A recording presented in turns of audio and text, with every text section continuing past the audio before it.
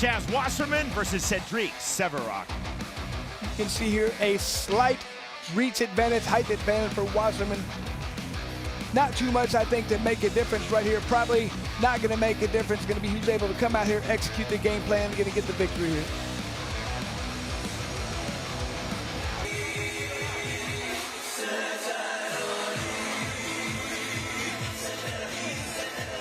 You can already see he's relaxed out there. He's made this walk many times. Might almost be too relaxed. He can't go out there and not understand this is a different sport. You cannot get hit with clean shots. We've seen that tonight. When you're doing well, you're starting to get where you want to be. You get hit with that clean shot. Saw it in the last fight. Draper got where he wanted. All of a sudden, Kennedy hit him with all his power. That's all it takes.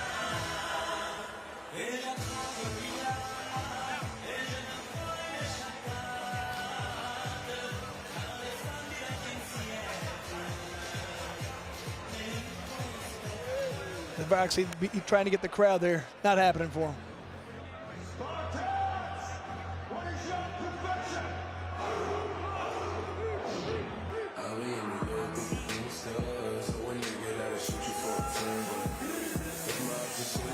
Draped in the flag of his native South Africa, Chaz Wasserman. This is his BKFC promotional and sport of bare knuckle fighting debut.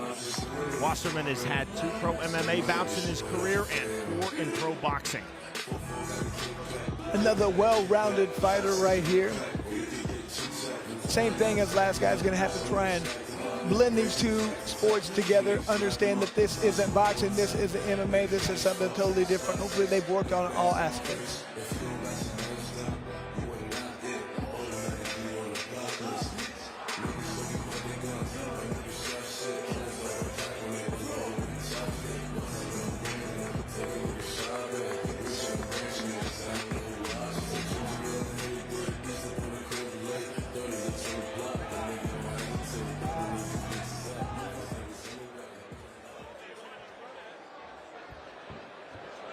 Ladies and gentlemen, we are set for the next fight of the night. Scheduled for 5 2-minute rounds in the light heavyweight division. Presented to you by DraftKings Sportsbook. Introducing you first. Fighting out of the red corner. Tonight he wears black and gold. He stands 5 feet 8 inches tall. His official weight, an even 186 pounds. He is an MMA veteran of 28 fights and tonight makes his BKFC debut. Fighting out of Castres, Tarn, France. Here is Cedric Boom Boom Severak. And across the ring, his opponent, fighting out of the blue corner. Tonight he wears white and gold. He stands 6 feet 2 inches tall. His official weight, an even 184 pounds. He holds an MMA record of 1 victory opposite a single defeat, and tonight makes his BKFC debut. Fighting out of Johannesburg, South Africa. Here is Chaz Bad News Wasserman. And our referee in charge of the action, Alan Jackson. Referee Alan Jackson waiting for the BKFC ring to be cleared. The South African Chaz Wasserman is in the white and gold trunks. The Frenchman Cedric Severak is in the black and gold trunks. Round number 1. A little pressure immediately off from scratch for Wasserman. Jab right back from Severak. Severak keeping his hand very low.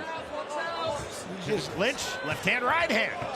Severak just daring his opponent to throw punches and wanting to counter. There's a big right hand from Wasserman. See the footwork of Severak from the outside.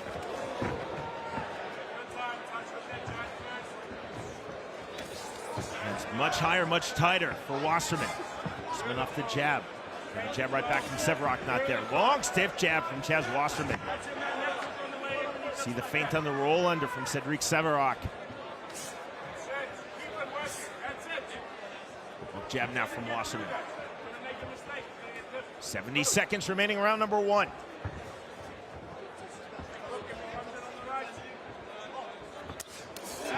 Good right hand on the counter, and down goes Cedric Severak. What a counter right there. He threw a punch. Oh, Severak still hurt. Severak trying to get his legs underneath him. Taking the mandatory 8 count from Alan Jackson, Cedric Severak. He better be careful right now. Severak is still a little bit hurt. Better tie up. He needs to tie up. He's going to get knocked out if he doesn't. Big right hands, another right hand knockdown number 2. Severak's trying to tell him he's fine, but his legs are not there. He keeps coming forward. He better watch out. He's going to get hurt if he needs to try and clinch right now. Severak bleeding from his mouth, also cut on the bridge of his nose, and taking ferocious right hands. Severak trying to fire back. We'll see how this is ruled by referee Alan Jackson. It's ruled as knockdown number 3. Again, you cannot be saved by the bell in any round. Severak is lucky this round is almost over. He needs to be very careful right at the very end. Huge round number 1 for Chaz Wasserman, knocking down Cedric Severak 3 times. We move to round 2. Severak was looking very good in that first round. He got in the middle of an exchange and he got countered beautifully right there by Wasserman. Hopefully this is it right here. They both threw a few punches. It was that left hook that landed perfectly. Severak never saw it coming. And after that, he was just on wobbly legs, just waiting. It was just going to be a matter of time until he got knocked down again. Did a great job of continuing to fight back. That could have very easily been the end of the fight right there. Almost looked like a push down at the end. That was ruled as the 3rd knockdown by referee Alan Jackson of round number 1.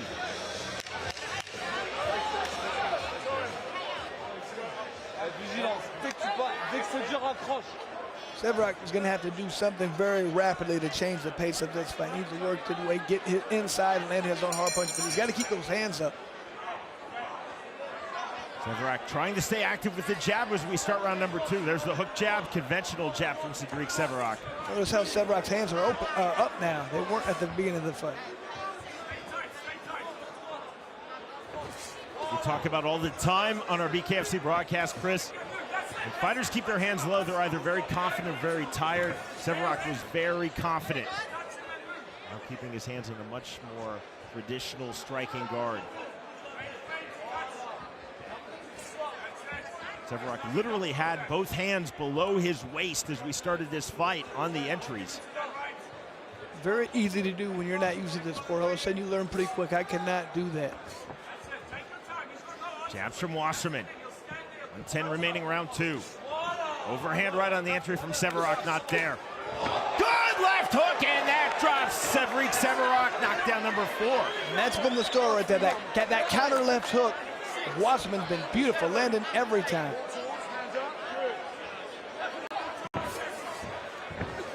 Another left hook, right hand, big flurry, another left hook lands, and another from Wasserman.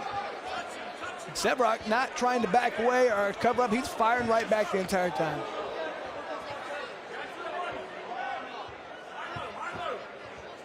Wasserman trying not to rush. 30 seconds now remaining, round number 2. Wasserman, though, clearly feeling that he is in full control of this bout. Left to the body, duck under on this Severak overhand right.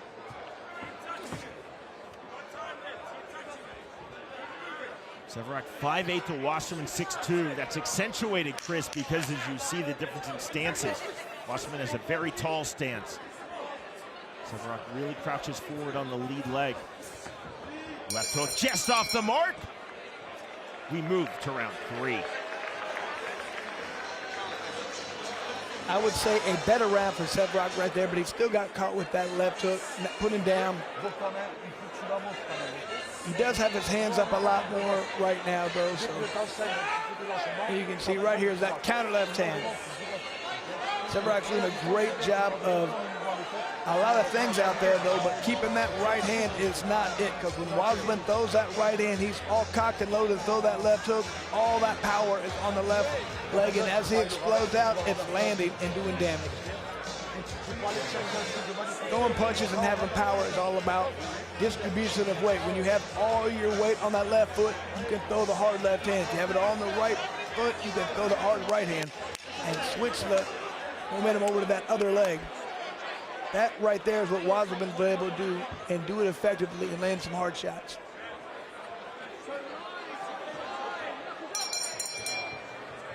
Round number 3 underway. Wasserman right back to the jab from that tall stance. Stepping in now with the jab is Chaz Wasserman. Severak has definitely shown durability, and he's shown a lot of resiliency. Dropped 3 times in round 1 as the Frenchman Cedric Severak been in this fight, and then dropped by that left hook in round number 2. Stiff jab again. 30 seconds gone here in round 3. Left hook, right hand.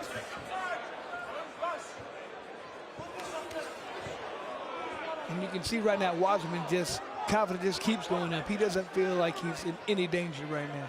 Wasserman, though, is cut outside of his left brow. Slight trickle of blood.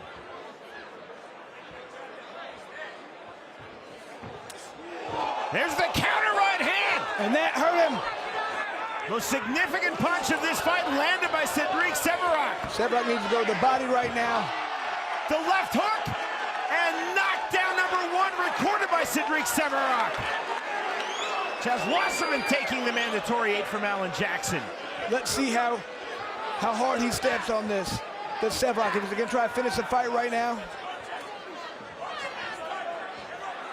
Jab right back from Wasserman off the canvas. 1-2 misses from the South African Chaz Wasserman. Wasserman's legs seem to be back underneath him already. Entry in the overhand right. Duck under from Wasserman, trying to initiate the clinch is Chaz Wasserman. Snatching the half tie plum. Smart on the body lock from Severak to get the immediate separation. Severak wants the mid-range. He does not want the clinch. And he doesn't want the outside either. He needs to get back in that mid-range in that pocket where he can do some damage. Final stages, round number 3. We move to round 4. And Sean, I don't think we've ever had a fight that needed that, a round like that. After being dropped 4 times in the first 2 rounds, he comes back and gets his own knockdown in the 3rd round. He still has a lot of work to do, but now he knows he can hurt his opponent. And more importantly, Wasserman knows he can be hurt too. It's a nice, perfectly placed right hand. Just that good eyesight being used by Severak right there, waiting for the right time and countering with a beautiful right hand. Smelled blood right here, knew his opponent was hurt. Decided it was time to jump all over him.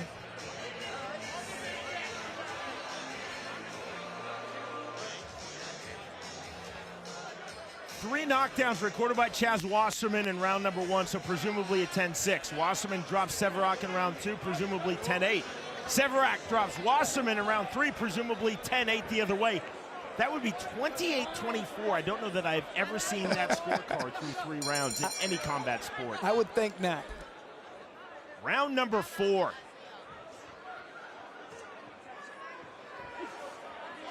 Much more patience now from Cedric Severak as he has pulled himself back into this fight. Make it right to the body from Wasserman, not there. Overhand right from Severak. 5th jab from Chaz Wasserman.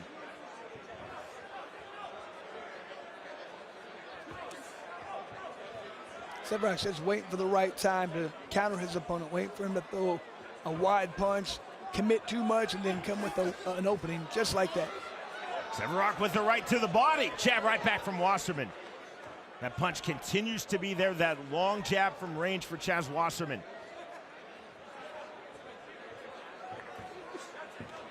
.65 seconds remaining, round 4. Severak's got to know he's down big on the scorecards. He has to do something to change his fight a little bit. He's got to get inside, land some hard punches. He cannot just go the distance and win this fight. It's not going to happen. Severak with the up jab, right hand, eludes that left hook of Wasserman. Wasserman trying to control from distance. Staying on the outside, much more muted round number 4 for both fighters. And as I say that on cue, they exchange.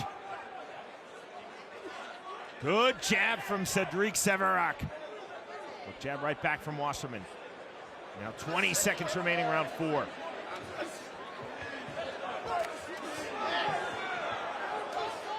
The way these guys are throwing, you just can tell if one of those punches lands anything there, that person's going down. Wasserman now bleeding out of his left ear. It's generally from a popped cauliflower ear. I don't want to speculate. We move to the 5th and final round. Severak seems to be happy right now, trying to get the crowd involved. However, even if he won that round, he still has to be down a few points. So he has to get a knockdown or 2 or 3 if he wants to come back and win this fight.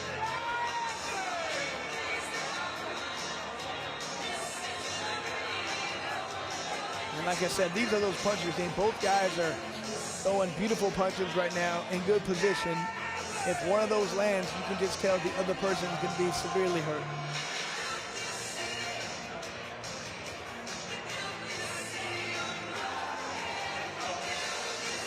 It's a very good job of countering for both guys, waiting for the right time, seeing holes, seeing openings, coming back with hard shots. This is exactly what you want to do, capitalize on your opponent's mistakes.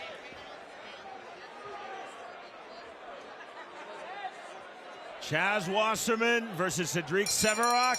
5th and final round underway. Let's see if Severak starts putting his foot on the gas right now. 5 knockdowns in total in this fight. 4 for the South African Wasserman, then 1 for the Frenchman Severak.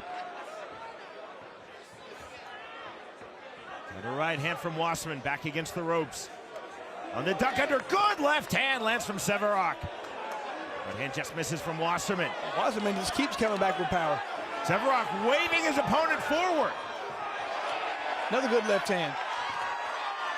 Severak now playing to the crowd. Talking to his opponent, jab right back from Chaz Wasserman. Might be trying to get Wasserman out of his game to open himself up a little bit too much. There was a rear right bolo punch from Severak. Full marks for creativity, and he landed as well. Severak then lands the jab. Good left hook again from Cedric Severak. Mouthpiece. Mouthpiece out. Time called by referee Alan Jackson. Even though the clock doesn't seem to be stopping here. Now stopped at 53 seconds. Time in. Round number 5 resumes. True right hand from Severak resetting. There's the long jab from Wasserman. Severak's got to get a sense of urgency right now. You have to knock your opponent out at this point.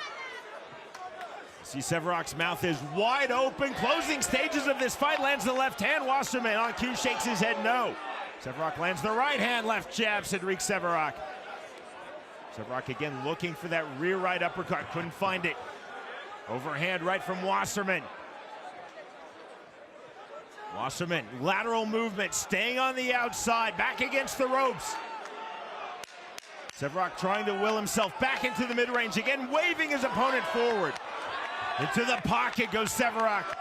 Severak playing to the crowd. That is the end of the fight. Man, what a fight that was. You don't see too many fights with 5 knockdowns. It's very possible that Cedric Severak wins 3 of the 5 rounds, but again, because he was knocked down 4 times, loses this fight. How do you win 3 out of 5 and get a knockdown and still lose badly? The answer is you get knocked down 3 times in round 1 and once in round 2. And Sean, that is why I love the fact no 3 knockdown rule, because this happens a lot. People come back after being knocked down several times. Not that Severak came back to win, but he put on a great fight. Had chances to win the fight. Definitely hard fought and well fought from both men, both making their respective BKFC and Sport of Bare Knuckle debut. Chaz Wasserman and Cedric Severak. Sean, win, lose, or draw, whoever, I would like to see both these guys fight again. They both look fantastic out there. Very entertaining fighters.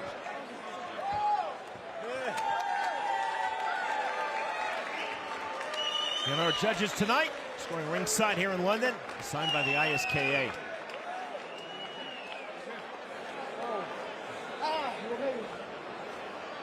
Cedric Severak just reacted to the popped cartilage in Chaz Wasserman's ear. I said I didn't want to speculate earlier, but I saw a full shot of it. Good news is it's not bleeding from the inner ear. Yeah. Popped cauliflower. And you can see now Severak, he doesn't even want to see the ear.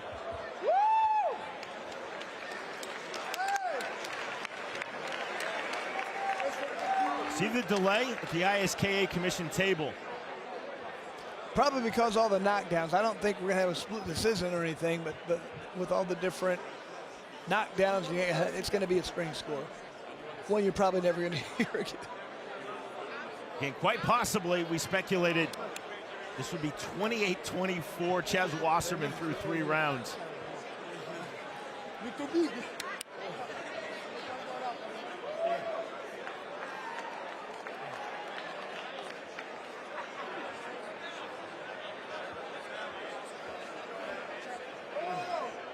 Now we are just dealing with addition. You wouldn't think it'd be that hard to get these score totals right.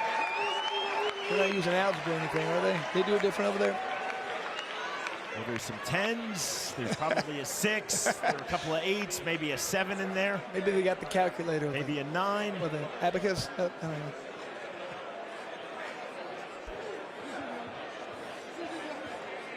They're doing maths, as my English wife would say.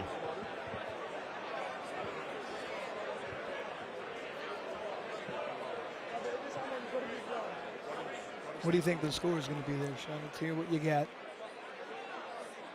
I think quite possibly what we're looking at, Chris, is 3 rounds to 2 in favor of Cedric Severak, but losing the decision. We shall see. Ladies and gentlemen, before we go to the decision, let's have a round of applause for these 2 warriors. After completing the scheduled 5 rounds, our judges at ringside are all in agreement at 47-44 to the winner by unanimous decision. Chaz Wasserman. And I'm not sure how Severak seemed shocked and dismayed about that. He got knocked down so many times, but great fight for both guys. I thought Wasserman looked fantastic out there. A lot of good punches, a lot of good counters being landed. Both guys did great. I want to see both these guys fight as many times as possible. I like the way they fight. So, Chris, interpreting the math, what we speculated on is exactly what happened. Severak winning 3 rounds to 2, but he took 4 of the 5 knockdowns in this fight. Thus, the very rare 47-44 in a 5-round fight from all 3 ISKA judges here in London.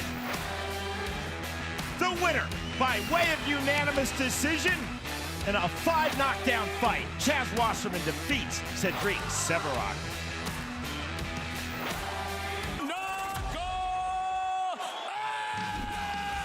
Welcome to the new BKFC app. Get monthly BKFC events for $7.99. This is the best show in combat sports. Enjoy our all-new library of content, including behind-the-scenes access, exclusive BKFC original series, and additional live bare-knuckle fights from around the globe. Knuckle up with the new BKFC app, only $7.99 per month. Saturday, June 28th, Bare Knuckle Fighting Championship brings the world's most exciting combat sport back to the birthplace of bare knuckle. In the main event, UK welterweight champ Connor Brumtown Bomber Tierney puts his title on the line against the fan-favorite brawler, Danny the Bastard Christie. And in the co-main event, chaos is guaranteed as Jamie Cox scraps with Chaz Wasserman, plus many more bare knuckle fights. Watch all the action live on the BKFC app. Download it at bkfc.com. The champion Danny Christie versus David Round. Our tale of the tape is presented by OnlyFans. From the tail of the tape, you can tell these guys are equal all the way down. So really it's going to come down to style and who can oppose their will. Ladies and gentlemen, this bout is presented by OnlyFans. And this bout is a BKFC UK Light Heavyweight Championship. Now let me introduce your fighter in the red corner.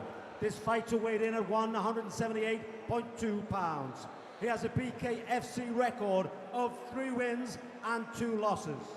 Representing Milford Haven from Wales, the challenger, the gangster, Prince of Wales, David, one more round. And now welcome his opponent in the blue corner. This fighter weighed in at 177.4 pounds. He has a BKFC record of 3 wins and 1 loss. Representing Carlisle, England, he is your BKFC light heavyweight champion, DANNY the Bastard Christie. And your referee for this bout, Dan Mergliotta. Two powerful and dynamic strikers for the title.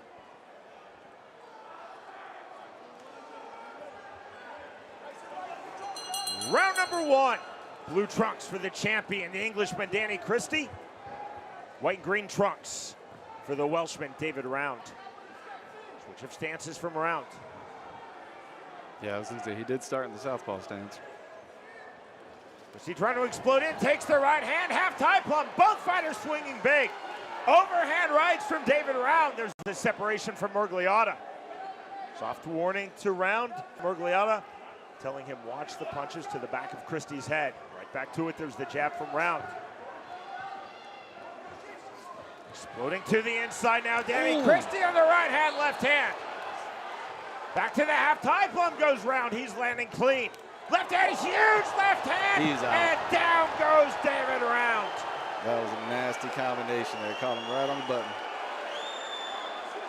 Mergliotta administering the mandatory 8 to Round. We will continue. Huge right hand! Knockdown number 2. I'm surprised he got up that quick.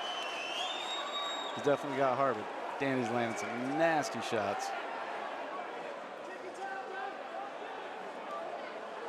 40 seconds remaining in round number 1. To the mid-range goes DANNY CHRISTIE. Left hand, right hand. More big shots. Dan Mergliotta taking a really close look. Left hook lands. One-way traffic at the moment for DANNY CHRISTIE. And we are done. Game, set, match, DANNY CHRISTIE. Title defense number 1.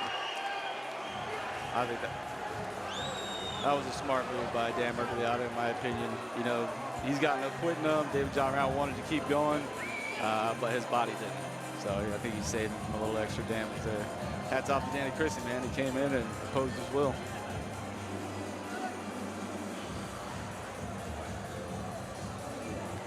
Just nasty hooks. Caught him on the chin multiple times in a row. Most people are going to fall down for that.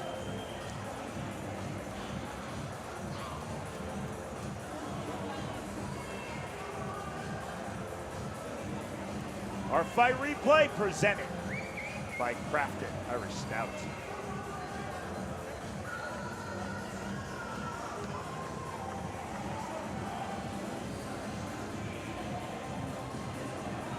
David Round,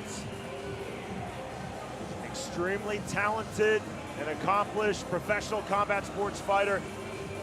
He pulled himself off of the canvas, taking huge shots. He finished the fight on his feet, but full credit to DANNY CHRISTIE. Title defense number 1 of his BKFC UK light heavyweight strap. CHRISTIE bombing with power and accuracy, clean shots, 2 knockdowns, and then the finish in round number 1. Yeah, absolutely. Danny didn't look like he was trying to feel his opponent out with jabs or anything. He just wanted to go in there and get the finish, and he got it.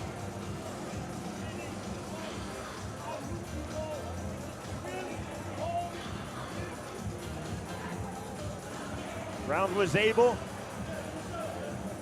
to get up, continue in the fight after being dropped twice by DANNY CHRISTIE. But CHRISTIE relentless, going for the finish. Dan Mergliotta stepping in, Round still on his feet. But Mergliotta feeling that this fight was done. DANNY CHRISTIE now 4-1 in BKFC.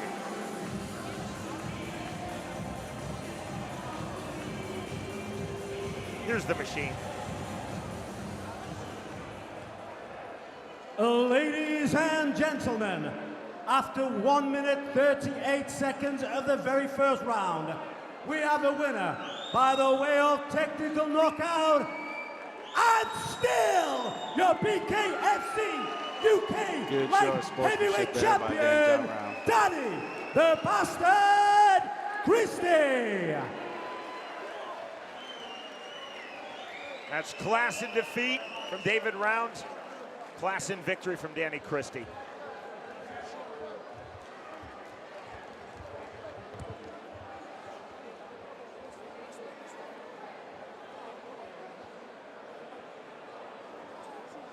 Ladies and gentlemen, I'm here with your still the UK champion, Danny Christie. You know, I've been a big fan of yours, a big fan. We are now friends. I am honored to actually interview you after this fight. Now, I don't want to bring up bad memories, but your last fight didn't go as planned, did not go as planned. You came in here on fire. Did that loss give you such a spark? I mean, you took him out. You actually knocked him out 3 times. Do you know that? Listen, first of all, I want to thank God. Then I want to thank everybody who came and supported me tonight. All the people who travelled down the road, paying the hard-earned money to come and see me shin this Welshman. Listen, last time out against Jared Warren, I didn't give him the fight that he deserved. And that's on me, no excuses. Tonight was my night. And thank you, everybody. Well, you've now got that belt. I'm sure you're going to come back even stronger. Do you want a rematch with that loss? You tell us, do you want that rematch? No. Simple. I'm not a light heavyweight. I cut 2 pounds to make this weight, and I'm sick of fighting at my walk-around weight. So now it's time to go down to middleweight or welterweight or wherever the I belong. Ladies and gentlemen, who dare stand in front of this man? Look out, BKFC, your champion is in town. Danny, the bastard, Christie. I'm excited for him, man. He come back from a hard loss for him, and he looked great out there. You know, he was humble about it. You know, him and Round had some smack talk before, but you could tell that, you know, they like each other all the way around. You know, they were just kind of having fun with it. But I'm excited for him, man. Like, I think he'll do real good at 175. Massive power punches with accuracy, 2 knockdowns, and then the standing TKO finish. In our co-main event of the evening, the winner by way of first round TKO, Danny Christie defeats David Rounds.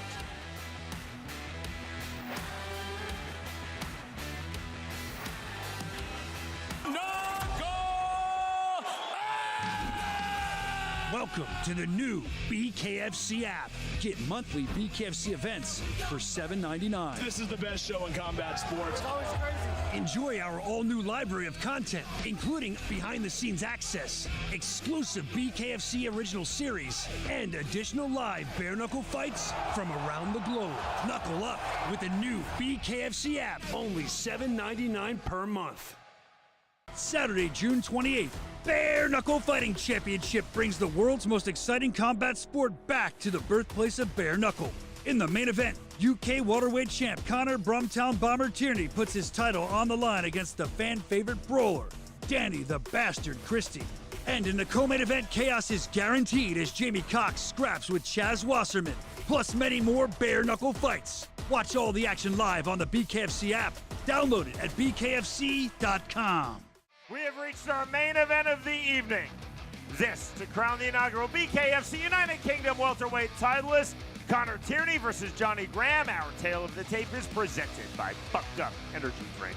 And Connor Tierney 6'2" to Johnny Graham's 5'10", but it's only a 1-inch reach advantage that Connor Tierney wants to utilize. He likes to stay long, likes to stay outside, but he uses the movement to do that most of the time.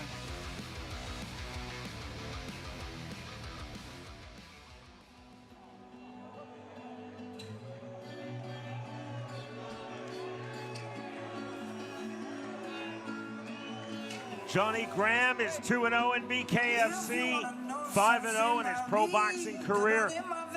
Johnny Graham's most recent victory in Bare Knuckle Fighting Championship occurring November of last year when Graham defeated Abel Radomski by way of second-round TKO. Chris, your keys to victory for Johnny Graham are presented by Bucked Up Energy Drink. Well, the first thing Graham has to do, he has to cut off the ring by mirroring his opponent's hips. And when he gets into the pocket, he has to pick a side. He doesn't want to stay right in front of his opponent. He does good at getting out the right or left and landing combinations. But he has to work that body. That's one of the things he does best. He lands hard body shots, making the opponent drop his hands, and then he goes with the head. You see our fight odds there, presented by Kurgo, the official betting partner of Bare Knuckle Fighting Championship. but that never phased us. Not one of us lazy. And I'll be the first to say money don't change us. Well, it did change me. I'll never forget where I came from. That's because it's the struggle that saved me. On the streets we got raw. We play on the grass because we're trying to control.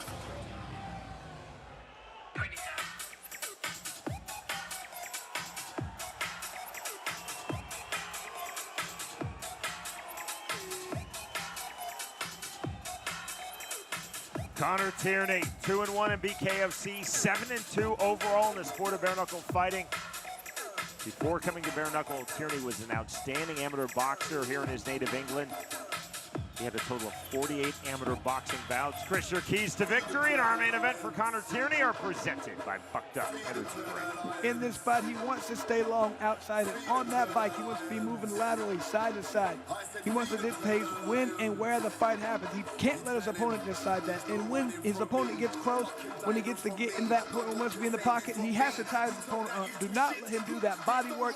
Stay long, stay outside, control the pace. Two very talented, very accomplished fighters, Connor Tierney, Johnny Graham. The winner becomes the first ever BKFC United Kingdom 165-pound titleist. And both these guys have been so good because they've been so good defensively and offensively. Hard to hit, great head movement. I remember when we first saw Connor Tierney come on the scene, I said, man, how are you going to beat this guy? He's so difficult to deal with. And it's because of that movement. He does a great job of frustrating opponents, fighting when he wants to fight. And if he's able to dictate the pace, he's going to win that fight. You see the strap? That will go to the victor.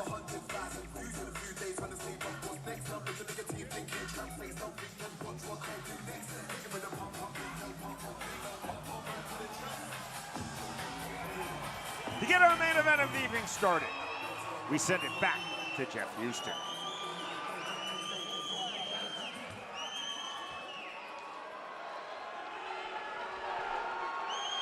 Ladies and gentlemen, we are now set for the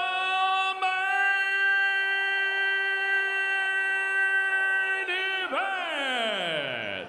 Scheduled for 5 two-minute rounds for the inaugural BKFC UK Welterweight Championship. Presented to you by Bucked Up Energy Drink. Get bucked up. Regulated tonight by the ISKA UK. Ringside supervisor in attendance, Paul Nichols. Our timekeeper, Arlo Nichols. The 3 judges scoring our championship main event, Harvey Hara, Nick Christie, Jag Johal. And the third man inside the squared circle, our referee in charge of the action at the bell, Alan Jackson. And now, with our bare knuckle fans watching live worldwide on the BKFC app and Fubo Sports from the Sky Dome Arena, fight fans of Coventry, let's knuckle up!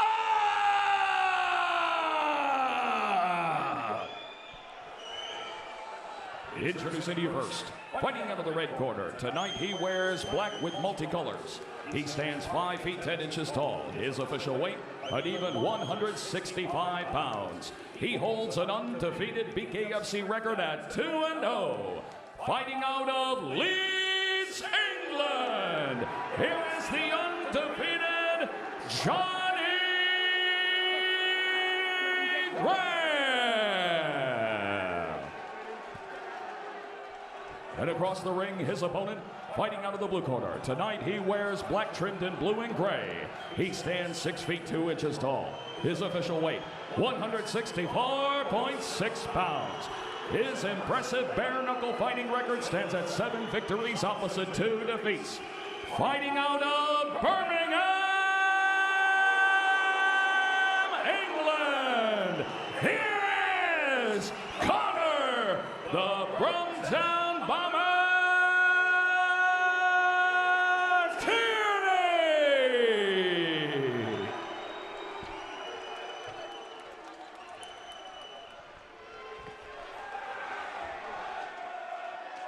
These are two very powerful strikers, and these are two very technical strikers.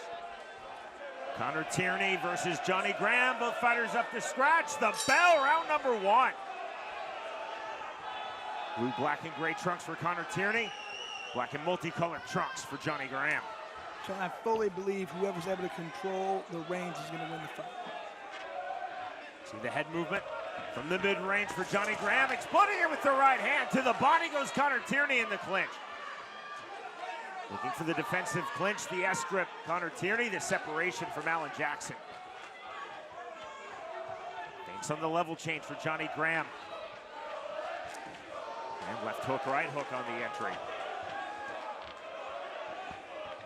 Graham almost mockingly keeping his hands extremely low, trying to bait in Connor Tierney. Tierney, a very high, tight striking guard. Left hook off the mark from Graham. You can tell Connor having some difficulty right now trying to figure out the pace and the head movement. Graham hard to the body now. Tierney hard to the body. Driving pressure in the clinch from Connor Tierney. And you see the head movement coming forward from Johnny Graham. Duck under, right hook, left hook. Both punches well evaded by Connor Tierney. Graham continuing by design to keep his hands exceedingly low. Duck under from Tierney now on the turn into the clinch. From the half-tie plum of Graham, but Tierney to the body. Big right hand, counter right hand. Both fighters landing big in the pocket. Connor Tierney got the better of that exchange. He landed a good right hand. Half-tie plum now from Tierney, but Graham landing big to the body. Straight left hand on the turn from Connor Tierney. Closing stages of a phenomenal round number 1. It's not what I expected from these two. Graham waving Tierney forward. Tierney taking himself against the ring ropes. The duck under into the clinch. On the underhook from Johnny Graham. The push away from Graham on the separation. That ends round number 1. And you can see right at the very end of that round, Tierney went up against ropes, so he waited for that left hook that came and he ducked under. That's that head movement we were talking about earlier, how good he is at avoiding punches. And here we talked about one of the keys to victory was the body work Graham needed to do. Came in throwing the body a little bit.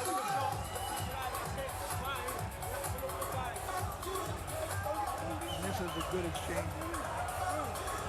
Good left hand landed. There's a good right hand, another left hand. Both guys landed hard shots. I feel like Connor Tierney landed a harder shot. Landed a couple good left hands, a good right hand.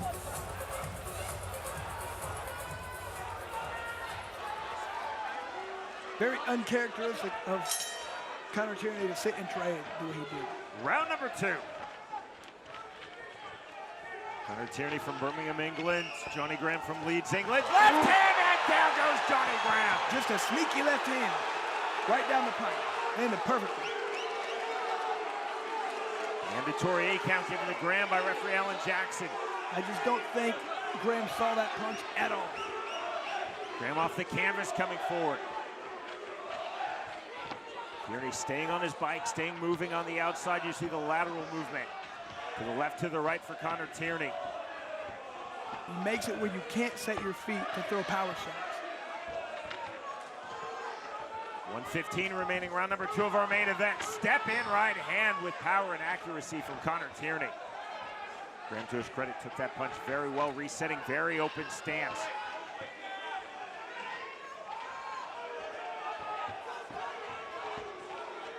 Graham, since the start of this fight, has kept his hands by design exceedingly low.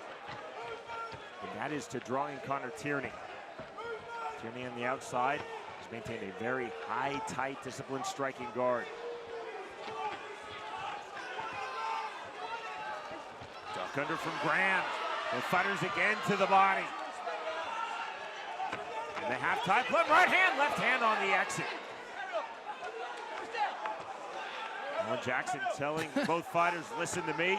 Both guys look very confused. Fair play, though, to Johnny Graham. He was still an active clinch. He landed on the exit. No complaint from Tierney. Late here in round number 2. 50 seconds remaining in the second round.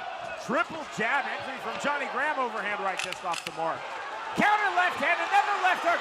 Big right hand on the left hand. Both fighters continue to swing. The bell.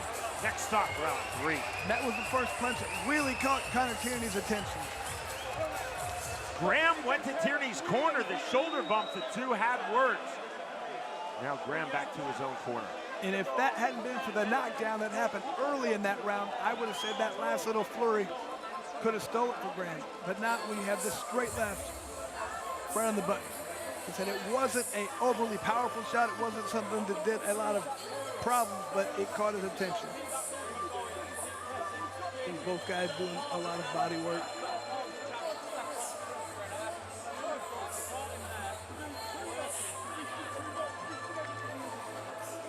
Both guys still look very confused, didn't understand what the ref was trying to accomplish in that situation. Alan Jackson telling both fighters break cleanly, but both Tierney and Graham saw it as an active clinch and continued to throw.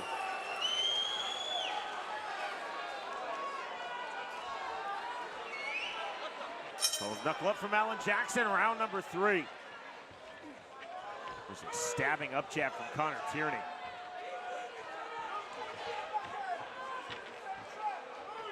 See the educated head movement of Johnny Graham. So difficult to hit. He's moving side to side. You never know where the head is going to be. It makes it a difficult target. Good pull from Connor Tierney, staying active with that lead jab from the orthodox stance. Heavy to the body on the left hook goes Graham, now rights to the body. That was his key. He has to work the body. It's very difficult to hit Connor Tierney in the head. These are thudding body shots. Alan Jackson nearly took the right hand on the separation. Johnny Graham nearly errantly caught Alan Jackson. 1:15 remaining, round 3. Good step from Johnny Graham.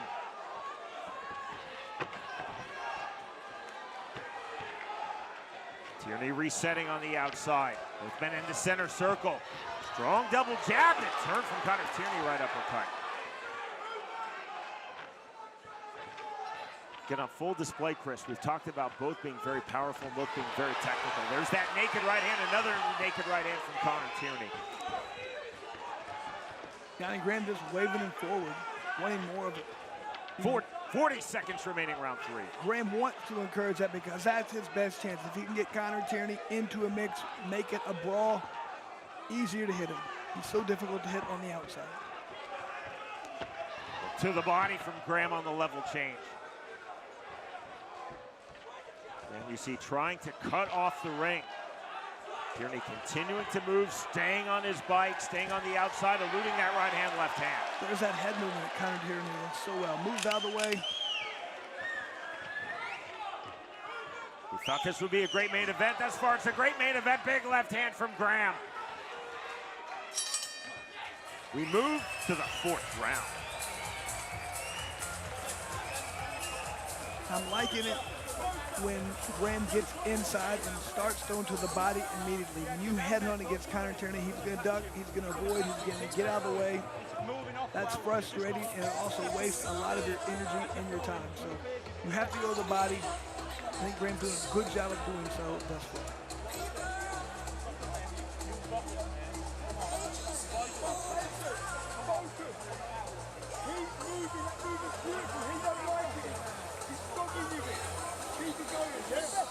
Connor Tierney already has a knockdown in his favor. I would guess probably the first round as well. Not sure about the third one.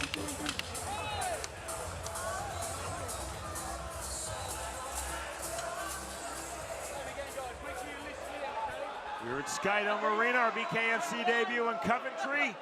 Round number 4 of our main event. Again, to the winner goes the inaugural BKFC UK 165-pound title. Look at that right hand, Connor Tierney. Always blocking, always in perfect position. Tierney naked right hand, counter right hand on the pole, and we're in 1 knockdown apiece. That wasn't the right hand that caused the problem. Not being in position, it was that straight right hand by Graham. Perfectly placed. Graham down in round number 2. Tierney now down and off the canvas in round number 4. And Graham waving Connor Tierney forward. Graham continuing to cut off the ring. Tierney eluding that left hook of Johnny Graham. 1:10 remaining, round number 4. Have a good right hand for Graham. To the body just off the mark from Johnny Graham.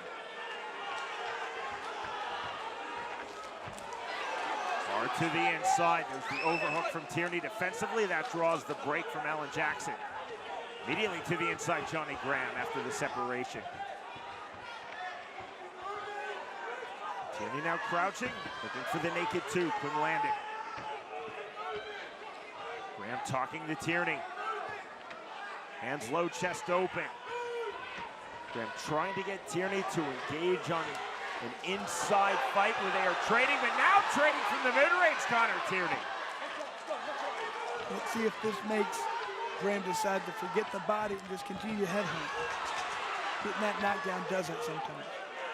Big exhale from Connor Tierney, resetting in the center circle. Overhand right. Graham taking himself off balance, resetting, adjusting his knee brace. Late here in round number 4. Feints from both fighters. The bell as we move to the 5th final round. And this could very possibly be tied going into last round, Sean.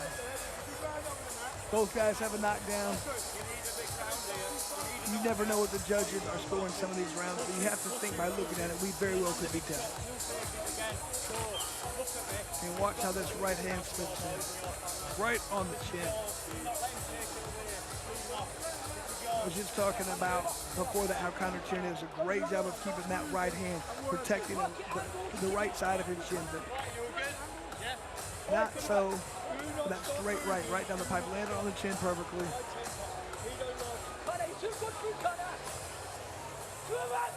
First up to scratch to start the 5th and final round of our main event. Connor Tierney now up to scratch Johnny Graham. Tierney dropping Graham in round 2. Graham dropping Tierney in round number 4.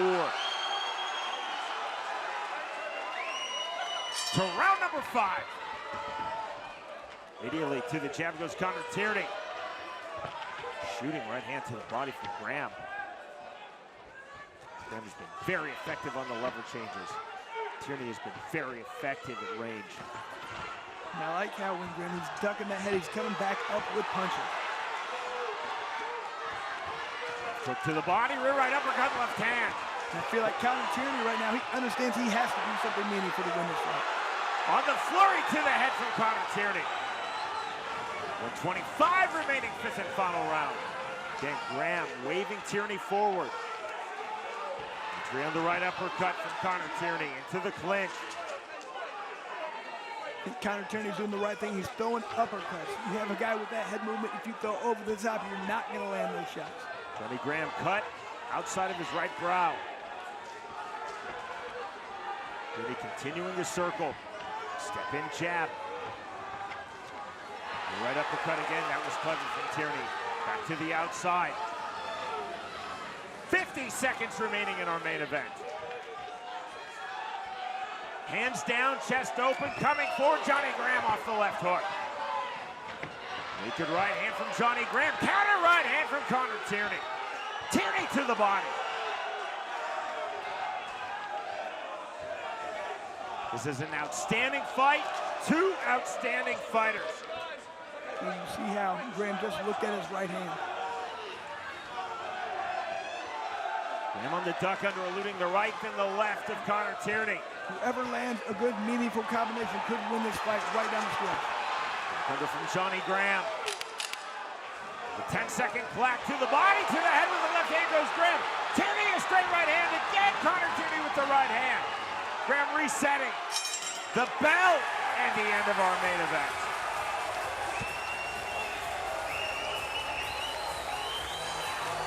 And I just said whoever landed the best combination down the stretch could win. I feel like that was Connor Tierney. I'm not sure if that could be the difference maker. In my eyes, I think it really could have been the difference. Ladies and gentlemen, before we go to the decision, let's have a round of applause for these 2 warriors. After completing the scheduled 5 championship rounds, our judges at ringside scored the fight 48-45, 48-46, and 48-45 to the winner by unanimous decision, and your inaugural BKFC UK welterweight champion, CONNOR the Brumtown Bomber Tierney!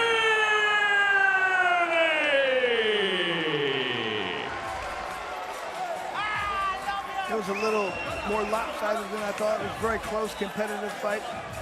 They thought Connor Tierney did enough work inside, outside. I definitely felt like it could have been the last round that saved him, but it wasn't. Looks like he was ahead the entire time. Well, another 10-10 round, but Connor Tierney still winning 3 of the 5 rounds on all 3 ISKA judges' scorecards here in Coventry.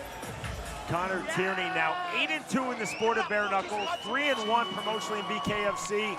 And you see he has the strap. He becomes the first ever BKFC United Kingdom 165-pound titleist. A first-class win for Connor Tierney against a first-class opponent in Johnny Graham. In our main event of the evening, victorious by way of unanimous decision, Connor Tierney defeats Johnny Graham.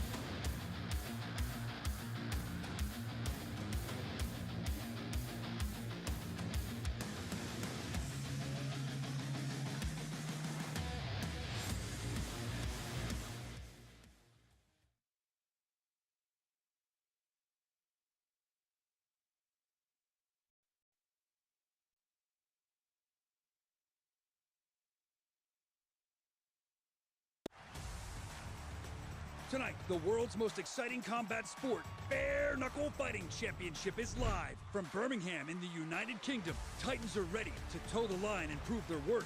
Like James Lights Out LILLEY, who returns to BKFC with his sights set on dominance. MARLEY, a warrior whose grit matches his skill. And TOBY, a fighter's fighter bred for battle. Then, in the co-main event, the spotlight shifts to Jamie Cox, a decorated pro boxer making his BKFC debut. He knuckles up with Charles Wasserman, a rising force who has no plans of letting him ease into the sport of bare knuckle fighting. And in the main event, the UK welterweight title is on the line when champ, the slick sensation known as Connor the Brumtown Bomber Tierney, fights in his hometown to keep his dream alive. But Danny the Bastard Christie is coming to crush that dream with fists of fury and no regrets. Inside BP Pulse Live, this is BKFC 77, and it starts right now.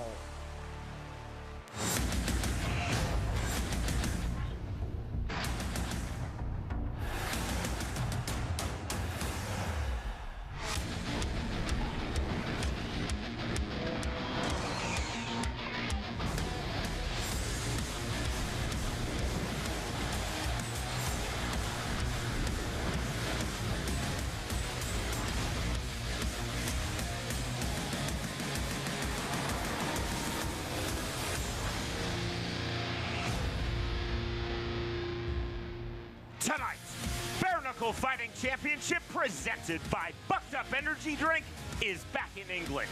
Coming to you from Birmingham at BP Pulse Live. It's BKFC 77, and we will open with 3 preliminary bouts. Tonight's co-main event, set for the light heavyweight division, Jamie Cox versus Chaz Wasserman. And our main event, for the BKFC UK welterweight title, the champion CONNOR TIERNEY versus DANNY CHRISTIE. Hey everyone, with Chris Lights Out Lytle, I'm Sean Wheelock. Many of you are, of course, watching us live on the BKFC app. Chris, it is truly the best value in all of combat sports. Without a doubt, Sean, we have so many great fights that are put on. You also have a lot of background information on the fighters. You even get the Brian Sosa show, which I know a lot of people don't care about, but I do. Brian's my boy, puts on great stuff, great coming out things that people don't know about. It's going to be a great thing for all you guys. $7.99, you have to get it. If not, I question your intelligence, Sean. Available right now on the BKFC app, our main event from last Saturday's BKFC 76 in Fort Worth, Texas.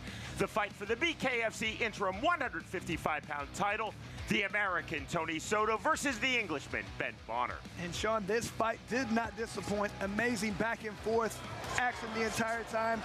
Nothing less than you expect from a Tony Soto fight. It's always a rocky fight. He comes in, push on the pressure. Look at that beautiful left hook by Bonner. Bam, right on the chin. But what happens when Tony Soto gets knocked down? He gets up and he keeps coming the entire time. He puts on pressure, he wears you down, he tries and tires you out, and that makes him very dangerous because he really comes on as the last few rounds go, pushing the pace. Did a great job of trying to wear down his opponent. You can see has a little bit of bad luck in this situation. He's coming forward, gets hit. He says in the back of the head, a lot of people agree. Didn't matter though, it was called a knockdown, and unfortunately for him, that was just too much to overcome. Applying pressure the entire time. He won the last few rounds, but if you get knocked down twice, the decision goes to Ben Bonner. He looked phenomenal for taking that fight on 8 days notice. Great job. Tonight's main event from here in the West Midlands, Chris, a fight for the BKFC UK 165-pound title, the champion CONNOR TIERNEY versus DANNY CHRISTIE. What a fight. Going to be a great one tonight. And the good thing about this, whoever wins this fight, Sean, they're putting themselves in the position to fight for the BKFC title. We've had 2 guys from England already get that title. Let's see if these guys can be the 3rd. Chris, you have tonight's fight odds. They're presented by BetBKFC.com. There is a lot of money to be made here tonight, Sean. I'm really liking everything I'm seeing. I'm going to go with an underdog once again. I'm going to go with Jimmy WALLHEAD. He fought in UFC right about the time I did. You have to like that at plus 102. Blackout Coffee presents the unified rules of bare knuckle fighting, which are being administered this evening by the ISKA. Punching in the active clinch is allowed. All kicks, knees, and elbows are illegal, as are all takedowns and submissions. We open tonight with a bout in the heavyweight division. Ginge from Shard End versus Rafal Vitkovski. Our tale of the tape is presented by Bucked Up Energy Drink. And you can see Sean Vitkovski with a slight 1-inch height advantage as well as a 3-inch reach advantage. I'm not sure if that's enough to make a difference in this fight. We will find out.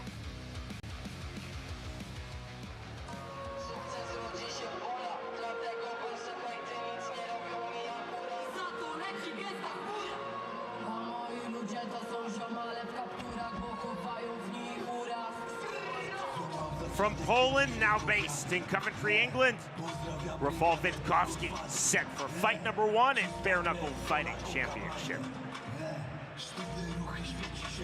Kris, with BKFC UK, we've seen a showcase not just for the fighters from England, Wales, Scotland, Northern Ireland, the Republic of Ireland, but also coming in from Europe, and we've seen a lot of high-level Polish fighters in this BKFC UK series. Absolutely, and I feel like the Polish fighters just tend to have a different level of toughness, very, very good chins. They come to fight the entire time. We don't have a lot of background of Vitkovski, but I would be very interested to see. I'm betting this guy has a very good chin. He's going to come forward and put on a good fight.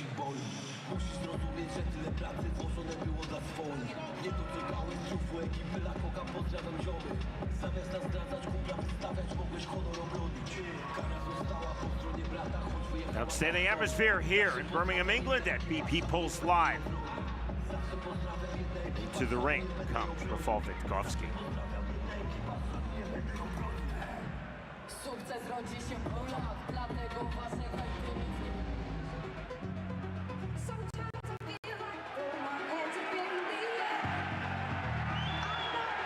You hear the ovation for Ginge from Shard End.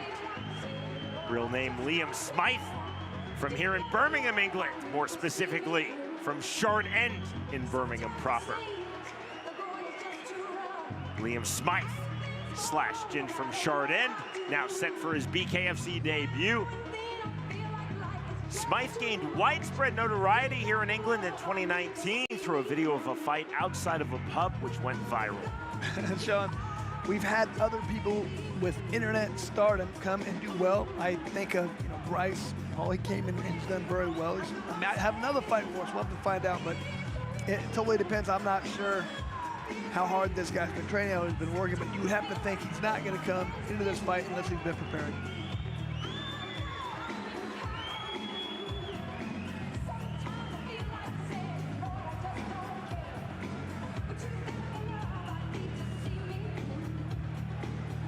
Two very powerful, hard-hitting heavyweights to open this stacked BKFC 77 card, which contains 13 total bouts. Sean, who doesn't like to watch the big fellas fight? Everybody likes the heavyweights. The females and the heavyweights, those are probably the two most entertaining fighters type fights we have in here. So I would like to see how this is a good way to start off the night. Hopefully we'll get a good fight.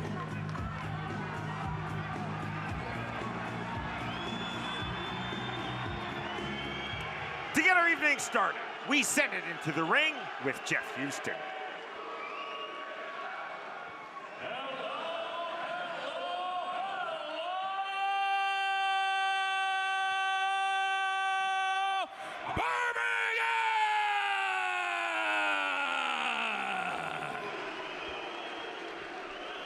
Good evening, ladies and gentlemen, and welcome one and all to the fabulous BP Pulse Live here in Birmingham, England. And welcome to the most exciting combat sport on planet Earth today.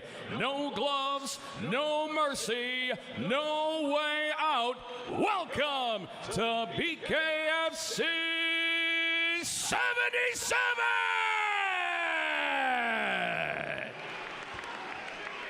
We are set for our opening fight of the night, scheduled for 5 2-minute rounds in the heavyweight division. Presented to you by Bucked Up Energy Drink. Get bucked up. Introducing to you first, fighting out of the red corner. Tonight he wears red and white. He stands 6 feet 3 inches tall. His official weight, 259.4 pounds. Tonight he makes his BKFC debut. Fighting out of Coventry, England, here is Rafał, the Assassin Vitkovski.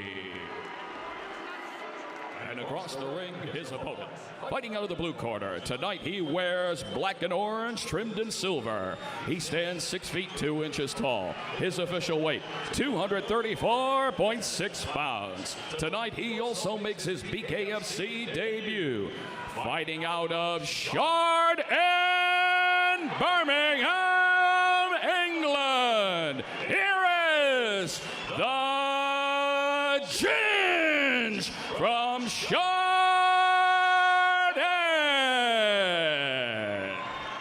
And our referee in charge of the action, Alan Jackson. BKFC debut for both fighters. Vitkovski a bit too keen to come up to scratch. Sent back to his corner by referee Alan Jackson. Now Jackson bringing both heavyweights up to scratch. Round number 1. Forward pressure immediately for the pole based here in England. Rafal Vitkovski, he's in the red trunks. Black and orange trunks for Ginge from Chardin. It looks like Vitkovski, he's coming with aggressive pressure right away. He wants to land some hard shots. Staying on the outside, now the entry left hand is Ginge. Into the clinch, there's the turn, right back to it. High tight striking guard. You see the heavy front elbow for Vitkovski coming forward. Ginge, he wants to move, he wants to try and wait for the right time, the right angles, but he's got to be careful in this sport. Sometimes it pays to get off first. Clubbing right hand from Vitkovski on the separation. Can you see Vitkovski coming forward with that very high tight disciplined striking guard? Downward jab from Vitkovski. Ginge resetting on the outside. There's the right hand. Good elusiveness from Ginge and the duck under. And that's where you can see that Ginge, he does have good movement, good head movement. He fights like a lighter guy, not looking like a heavyweight at this point, moving very well. Ginge trying to find the 1-2 from southpaw. Vitkovski coming forward with the 1-2 from ortho. Almost a hammer fist from Vitkovski. Not legal under this unified rules set. It was on the shoulder. No warning from referee Alan Jackson. No full hammer fist, right back to it. And you can see that Ginge continues to duck his head as he comes in to throw punches. Gotta be careful he doesn't get hit with one of those uppercuts. Getting late here in round number 1. Now 25 seconds remaining in the opening round of this heavyweight bout. Pressure again from Vitkovski with the overhand right. Into the clinch, there's the left hand. Vitkovski keeps throwing these hooks. He needs to turn those under, throw some uppercuts. Those will land perfectly. To the body with the right hand. There's those downward right hands again. Just short of a hammer fist from Vitkovski, making them legal. The bell, that ends round number 1. The problem with those punching shoulders are not going to do much damage. You have to land clean shots. Uppercuts would be better. He wants to hit his opponent so hard. He's throwing these punches that are landing maybe the back of the shoulder. They're not going to land the target. It's going to do much damage. If he can step back a little bit, create a little bit of space, throw the uppercut, I think he'd have great success.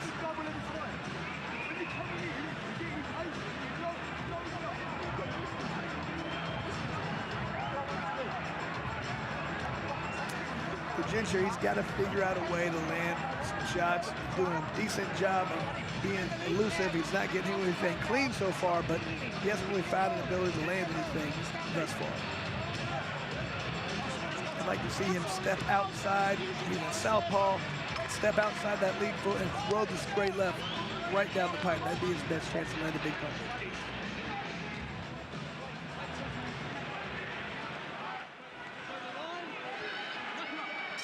Call him knuckle up from referee Alan Jackson, round number 2. And as he did to start round number 1, immediate forward pressure off of scratch for Rafal Vitkovski.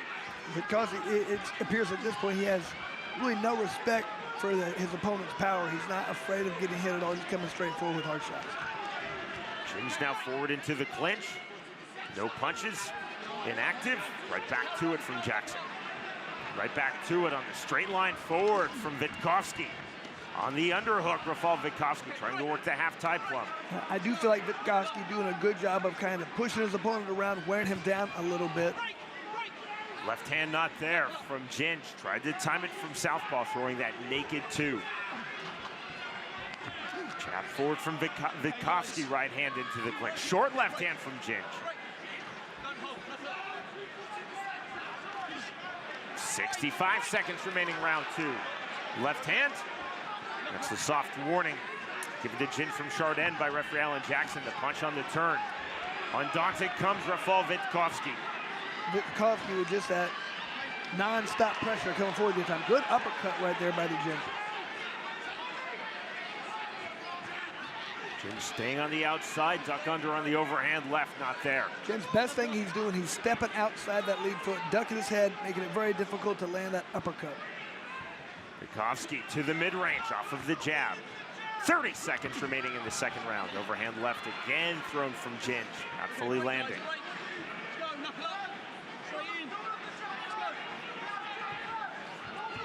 Backward step from Jin, forward step from Vitkovski. Clean left hand from Jin. That was effective. He's landing, he doesn't seem to be able to hurt his opponent much, but he's landing more punches than his opponent. On the underhook. The bell, we are through 2 rounds. Slight cut on the left eye of Vitkovski.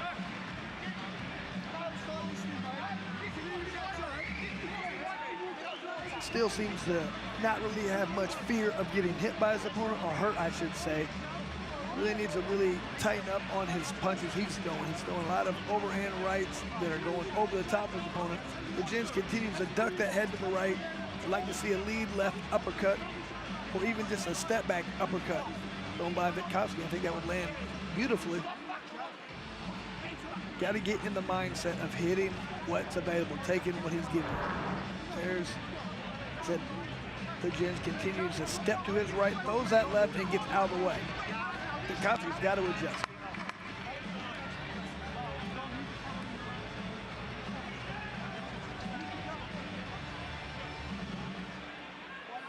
Referee Alan Jackson wiping off the excess moisture from the left shoulder and arm of Jin from Chardin.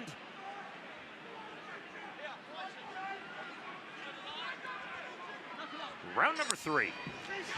There's the step in left from Jin. Then the left hand again on the turn. Does a great job of stepping in and getting outside his opponent. He can't get clean shots. To the clinch comes Vitkovski. See that swelling under Vitkovski's left eye.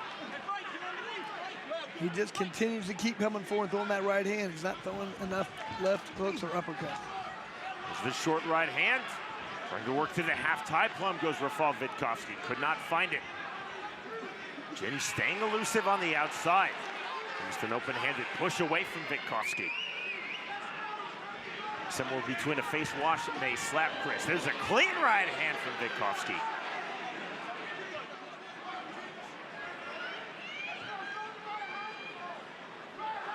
Jin by design on the back foot.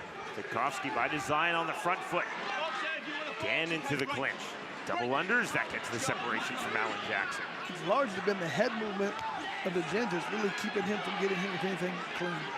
Jin's trying to time the rear right uppercut. Throws it again on cue. 50 seconds remaining, round 3. There's that step in left hand, KRIS. The Jin from Chardin is starting to land consistently. And the left hand. I think the Jin's biggest problem thus far has been his hair, really getting in his way. Maybe I don't want to cut that off for the next fight. It's not an accident why you see many fighters with very short hair or shaved heads. Such as yourself, KRIS. Hey, remember Chemo in one of the first UFCs, he was getting his hair pulled the entire time. Next fight, bald. On the left hand, right hand. To the clinch, cable grip from Rafal Vitkovski. There's the 10-second clap. Late here in round number 3. Vitkovski once more to the inside. There's the left hand, right uppercut from Jin. Another right uppercut just before the bell that ends the 3rd round. And Vitkovski just too wide so far, throwing wide shots, looping over the top. Sometimes that's straight right, but the Jin is ducking his head down to the right and coming around every time, taking his opponent's back, sometimes earning the break from the referee, landing a couple of shots off the inside. You'd have to think that Vitkovski's corner is going to say you have to start stepping to your left. That's going to stop your opponent because he keeps going with his right, your left. Lands some shots as he tries to move in. Lands some uppercuts, back away a little bit, land that right hand. Or lead left uppercut. Any of those will be successful. He hasn't thrown one yet.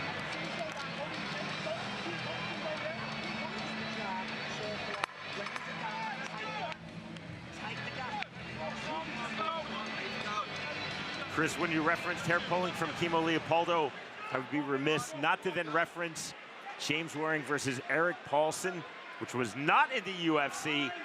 1990s MMA when hair pulling was somewhat legal. That is brutal. To the inside, round number 4 we go. Fast start off from scratch to start the 4th round from Jin from Chardin. I think we feel, you can look like the Jin looks like he's starting to wear his opponent down. He's coming forward now. Right hand on the separation from Rafal Vitkovski. Left hand on the entry from Jin. Vitkovski just too much, too upright, too over the top. He keeps getting over the top of his opponent. He can't get underneath the landing shot. Half tie plumb from Vitkovski, but in reply, right uppercuts from Jin. I mean, just almost a full tie plum from Vitkovski. You can't throw any punches or land. You got the full Muay Thai clinch. Which is defensive. It does that. Gets Vitkovski out of the clinch. Pressure again forward. Jin from Chardin trying to time, and he is finding success with that rear right hand, that rear right uppercut. Just like that, the mouthpiece out from Vitkovski. I'm just kind of amazed that Vitkovski hasn't thrown one uppercut thus far. Vitkovski telling Alan Jackson, I lost my mouthpiece. Or as one would say in England, gum shield. And unlike in America, maybe they're trying to wash it off. We just say, here, put it back in your mouth. Time in, right back to it. Step in again on Jin's left hand. Now short left hand. See that defensive gable grip, the clinch from Vitkovski.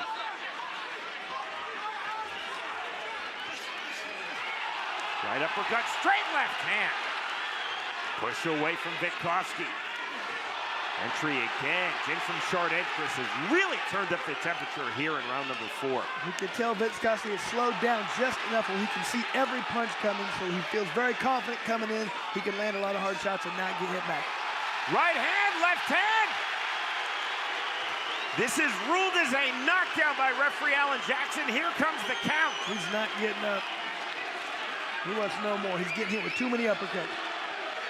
The count of 10 and victory in his BKFC debut for Liam Smythe, also known as Jin from Chardin. And Smythe did a lot of good things in that fight. He avoided all the powerful shots from his opponent, landed his own, wore his opponent down, was very smart, very tactical in this victory. I feel like that was the difference in the fight, was the uppercuts. He was able to create space on the inside, which Vitkovski never was able to figure out exactly how to transition into the bare knuckle style. Watch some little short right hands, wait for those opportunities. There's the uppercut. A couple body shots, he just waits for openings. And when your opponent's wide elbow, they're sticking out. As you can see, the chin is wide open for the uppercut, and that's what happens early and often in this fight. Alan Jackson ruling that the bottom rope prevented Vitkovski from going to the canvas, saying that that was a knockdown, starting his count, the count to 10. No willingness from Vitkovski to continue. And that is a strong performance for Jin from Chardin in his BKFC debut. Vitkovski, heavy pressure off of scratch rounds 1, 2, and 3. And Jin from Chardin really turning up the pressure noticeably for the 4th round finish. Our strike stats presented by Bucked Up Energy Drink. Just a lot more being thrown, 20 punches more thrown for the Jins, and a lot more landed. Look at that percentage. I mean, Vitkovski was never really able to adjust, and Sean, you said really never underestimate the predictability of stupidity, and that was exactly what happened in that fight. I thought he just didn't really adjust. We go to Jeff Houston. Ladies and gentlemen, our referee in charge, Alan Jackson, calls a stop to this fight after reaching the count of 10 at 1 minute 56 seconds, round number 4. For your winner by KO, the Jins from Chardin.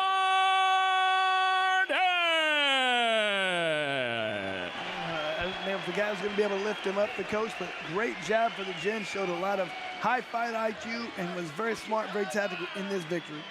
Let the celebration begin for Jin from Chardin here in his home city, Birmingham, England. Strong start from the pole, now based in Coventry, England, Rafal Vitkovski. Chin from Chardin showed patience, started to find his timing with his step-in left hand, really found his timing with the rear right uppercut, used that effectively in this closing sequence. Ruled as a knockdown by referee Alan Jackson. The count of 10, and that is the fight. The winner by way of 4th round knockout, Chin from Chardin defeats Rafal Vitkovski. July 12th, Bare Knuckle Fighting Championship returns with another explosive night of action. In the main event, the unbeaten knockout artist Leonardo Perdomo goes toe-to-toe with the former champ Arnold Adams in a heavyweight clash. In the co-main event, an interim flyweight world champion will be crowned as fan favorite G the Cutman Perez battles the undefeated legend Andrew Strode.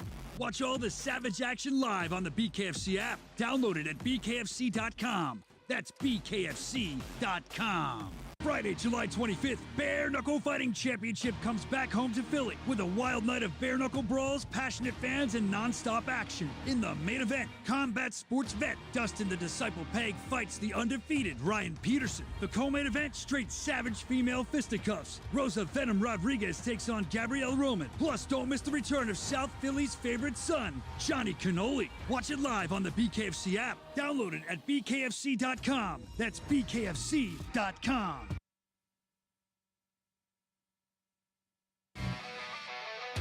In the middleweight division, Kris TREZISE versus Paul O'Sullivan. Our tale of the tape is presented by OnlyFans. And you can see TREZISE with a slight 3-inch height advantage as well as a half-inch reach advantage. Not very much for this weight class, very similar for this tale of the tape.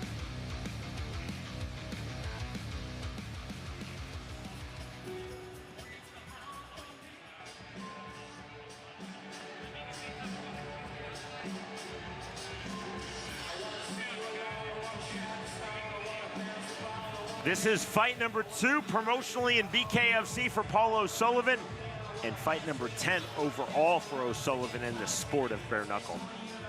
And that is a considerable amount of experience in the sport of bare knuckle. Usually we have guys, after the first few fights, they go up a level. Definitely after about 5 they get up, but then right around 10, I feel like you get really a different view, differently, more experience. You can see exactly when and where to throw punches, how to relax, how to push the pace, and when not to. Let's see if O'Sullivan has developed these skills.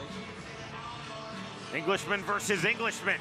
This fight set for 175 pounds. Paul O'Sullivan from Burton-on-Trent, England.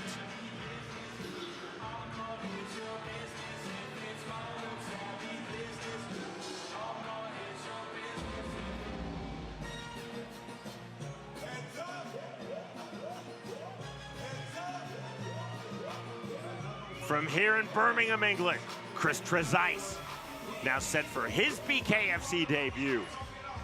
TREZISE has had 7 total bare knuckle bouts. Sean, I'm really liking the walkout song for TREZISE. Tropic Thunder, come on. Gotta like that show.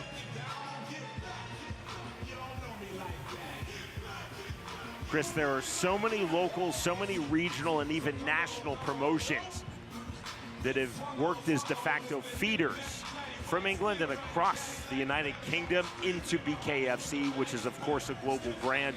But we're seeing that development. Right now, I think it's outpacing what we're seeing on that local and regional level in the United States. You have to understand, Sean, my first fight, bare knuckle style, was in England. It was here in England before it was the United States. So I understand that there's more organizations and you're getting a lot more people who have experience in different promotions. A lot of times in the United States, it's just BKFC. That's not the case globally.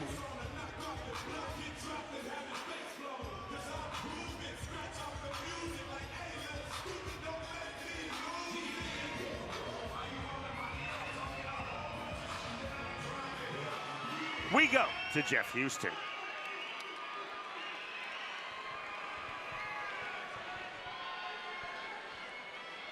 Fight fans of Birmingham, we are set for the next fight of the night, scheduled for 5 2-minute rounds in the middleweight division, presented to you by OnlyFans.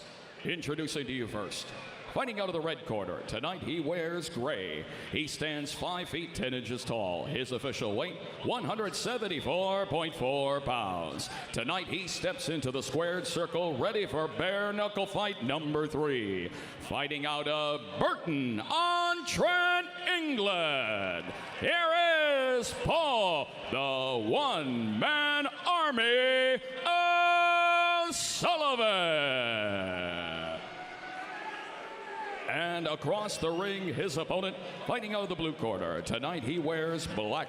He stands 6 feet 1 inch tall. His official weight, 175.6 pounds. Tonight he steps into the ring, ready for bare knuckle fight number 8.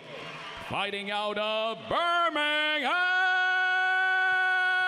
England, here is KRIS TREZISE.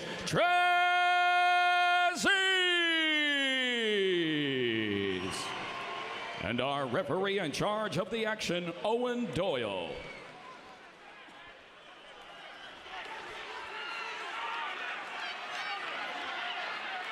The fighters towing the line, brought up to scratch by referee Owen Doyle. Round number 1. Black trunks for KRZYSZTOF, gray trunks for Paul O'Sullivan. Big right hands from both fighters to the inside and landing with the right uppercut from the half-tie plum, KRZYSZTOF. Very good from that half-tie plum, land some good hard right hands. Step in left hand, big right hand again.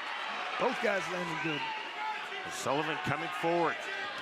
Already slight swelling under the left eye, Paul O'Sullivan. O'Sullivan resetting on the outside, left hand, big left hand on the overhand from O'Sullivan. You can see O'Sullivan throwing these looping shots.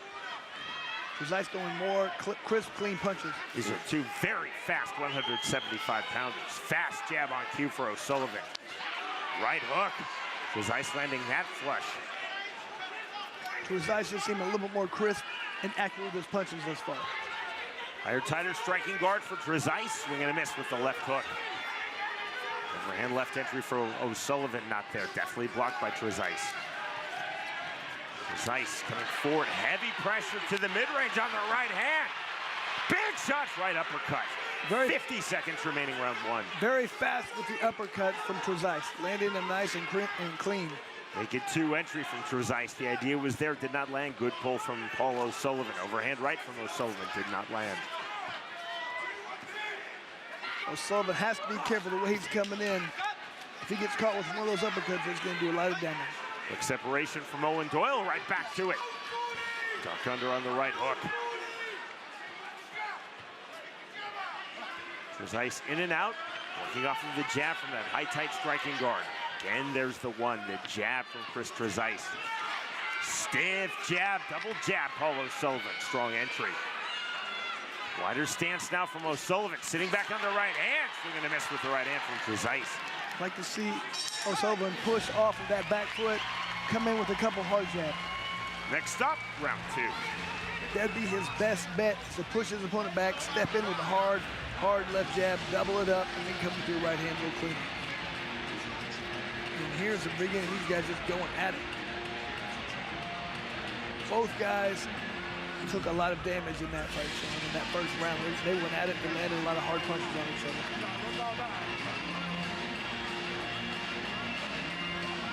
Exhausting pace they set. Let's see if it slows down a little bit in the second round.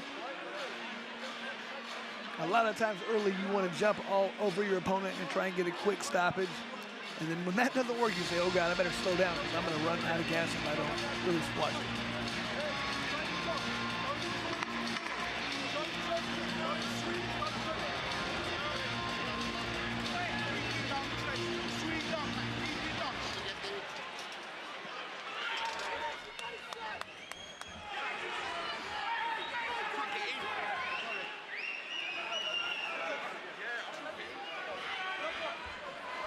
Round 2. Overhand right from O'Sullivan. The right hand to reply from KRZYSZTOF. Right hand again from KRZYSZTOF. Switch of stances from O'Sullivan. Resetting ortho. And O'Sullivan needs to get off first, push off that back foot, good inside. He can't wait. He's right at the end of his opponent's punches. O'Sullivan trying to time that big overhand right. There's the right hand counter on the left. Again, you see the hand speed from both men. You guys see very fast, pretty accurate too for this weight class. Right hand, short right hand, and that drops Paul O'Sullivan. Those uppercuts I was speaking about earlier, he's ducking his head, is O'Sullivan. When he gets in that crouch position, can't see the punches coming as well. Mandatory 8 count given to Paul O'Sullivan by referee Owen Doyle. Doyle's assessment, right back to it. Smear of blood on the forehead of O'Sullivan. Standing with the rear right uppercut, TREZISE coming forward. Now to the jab. There's that overhand right from O'Sullivan on the jab. I mean, TREZISE is doing a great job of countering. Every time O'Sullivan throws a punch, 2 punches are coming right back at him. Hook jab, double hook, overhand right, counter right hand. Holding center circle now, TREZISE. Sullivan, when he throws that overhand right, he needs to follow it up with a left hook immediately because he throws that punch and admired it. Look what I just did. His opponent fires back 2 counters and hurts him. O'Sullivan is sitting on that right uppercut. Overhand right, just off the mark. Overhand right, right back, just off the mark from O'Sullivan. It's like O'Sullivan must have landed a good punch because TREZISE is cut. TREZISE swinging big. Good elusive step back from Paul O'Sullivan. Laid here in round number 2. Hook jab again from TREZISE. Straight right hand on the entry after the jab. Now to the half-tie plug. We're through 2 rounds. Very big round for TREZISE. Landed a good knockdown punch. Seemed like he was in pretty much control of that fight. Does have a slight cut on the left side of his nose. And here's those uppercuts we talked about earlier. Really just not seeing where they were coming from. TREZISE did a great job of grabbing his opponent's head. See the right hand thrown. Once again, I feel like O'Sullivan, you can't come with these big overhand rights and just let that go. TREZISE is good enough to see those come and block him, and he's firing back his own punch. If you come with that overhand right, follow that with a left hook, much better chance of landing that second punch. Confirmation, the winner set for round number 3.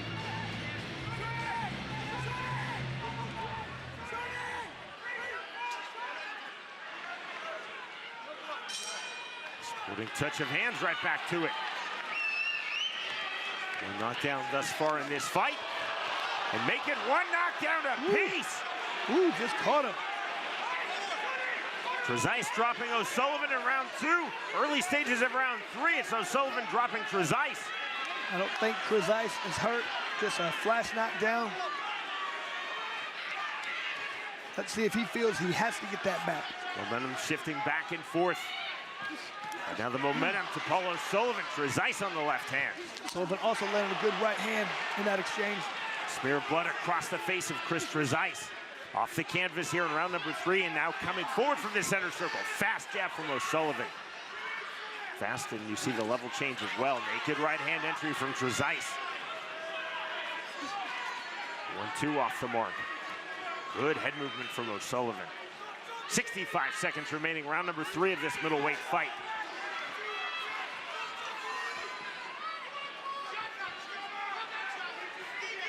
Level changes now from TREZISE. Subtle pressure. Hook jab not through from O'Sullivan, right hand. 45 seconds remaining, round 3. Mouthpiece out, spotted by referee Owen Doyle. Mouthpiece right back in. We don't believe in germs here, Sean. We do it the MMA way on mouthpieces, not the boxing way. Mouthpiece right back in, no histrionics, no pouring of the water. Rear right uppercut, that was clever in the left hand. That's ruled a slip, a push immediately by referee Owen Doyle as TREZISE fell into the ring ropes. Overhand right. Again, that overhand right, not really landing flush yet. If it does, it could be a lot of problems for TREZISE. TREZISE dropping Paul O'Sullivan in round number 2. Early stages of round number 3. Paul O'Sullivan dropping KRIS TREZISE. 1 knockdown apiece. Next stop, round 4. And for a second there, you really felt like both guys getting up off the canvas understood the other person's power, and they can get knocked down. So it kind of made them really think twice. But then, as it kept going, just a counter left hand Didn't do much, but it did enough to get that knockdown. But now you know each guy knows they can get knocked down. You have to be very careful. You can't get hit clean with anything or you might go down in this fight.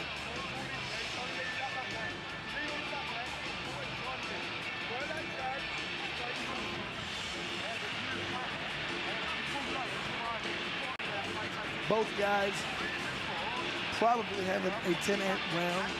All depends on so far who won that first round, who has the lead at this point.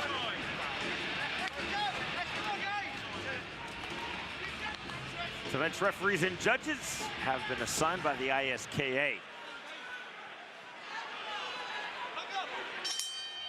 Round 4. Fast jab immediately from O'Sullivan. TREZISE working off of the jab, 1-2, and then the hook. Sullivan throwing one jab at a time. I like what TREZISE throwing multiple jabs. Level change from TREZISE, level change from O'Sullivan. The jab from the level change, the up jab from Paul O'Sullivan. TREZISE trying to cut into the mid-range, trying to mirror the hips of Paul O'Sullivan. Off the jab, right hand, now into the clinch. Excellent exit on the left hand from O'Sullivan. That was clever. 80 seconds remaining, round 4. Heavy forward pressure from TREZISE. There's the right hand, not through from O'Sullivan. Big swings on the hooks from KRIS TREZISE. On the jab, and left.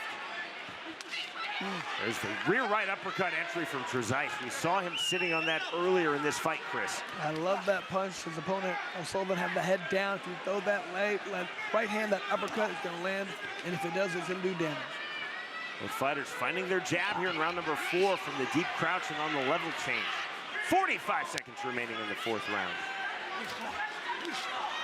Right hand, double right hand from TREZISE. Good elusiveness from O'Sullivan. Jab from Paul O'Sullivan. Very, very subtle momentum swings back and forth throughout this middleweight bout. Thus far in this bout with 25 seconds remaining, round 4. There's the right hand, trying to fully seize the momentum here. Closing stages of round number 4 is KRIS TREZISE. Right hand, left hand, double jab right back from O'Sullivan. Everything TREZISE gets hit with, he just keeps coming forward and applying pressure. Both guys bleeding. I love this fight. Step in with the right hand, switch of stances. Smear of blood across the face of both KRIS TREZISE, Paul O'Sullivan, as we move to the 5th final round. Very competitive, back and forth. Sean, if I'm in the corner of either one of these fighters, I'm saying you have to win this round.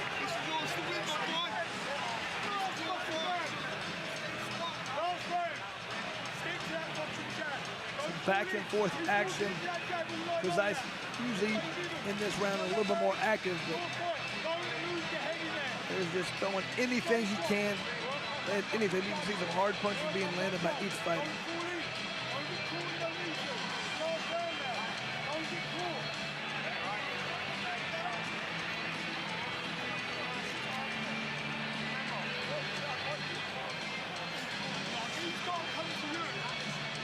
One thing you can tell with this fight, there is no quit in either fighter. They're both going to come out and put it on in this round, I have to believe, Sean. See that cut? Left side. KRIS TREZISE's nose. TREZISE playing to this crowd here at BP Pulse Live. He is in his home city, Birmingham, England. Facing Paul O'Sullivan from Burton upon Trent, England. Round number 5 underway. O'Sullivan on the right hand. There's the right uppercut, right hand, big swings. O'Sullivan now bleeding, cut above the bridge of his nose. There's the left hook getting through from O'Sullivan. Counter right hand in the left from TREZISE. And that's been the best thing TREZISE has done the entire night, is counter so beautiful. Every time O'Sullivan throws a punch, 2 are coming right back at him. Overhand right, not there. Right hand right back from TREZISE, not there. There's the step-in jab. You can see TREZISE landing 22 more headshots in this fight. TREZISE was reaching for the half-tie plum, could not find it. 1:15 remaining in this middleweight bout. Switch of stances, right back to ortho from southpaw momentarily for TREZISE. O'Sullivan taking that right hand as he stepped outside. There's the up jab from Paul O'Sullivan. Right hand, right hook in reply from TREZISE. Good accuracy from TREZISE, not throwing really hard, just trying to land. Sullivan trying to stay fluid on the outside. Now to the inside, right hand on the uppercut.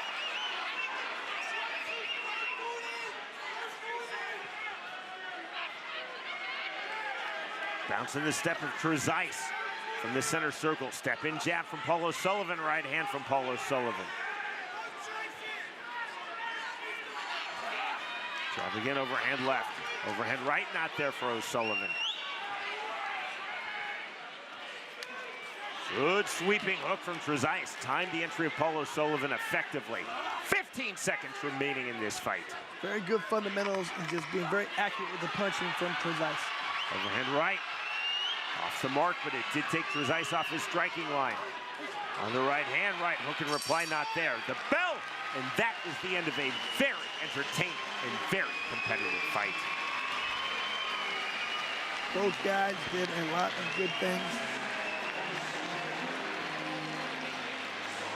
Felt like KRZYSZTOF was a little bit more accurate with his punching, countered very well.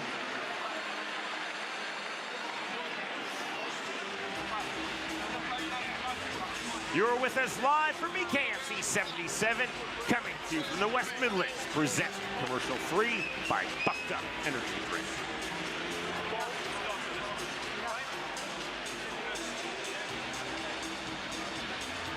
Round number 2, KRZYSZTOF knocking down Paul O'Sullivan. Round number 3, Paul O'Sullivan knocking down KRZYSZTOF.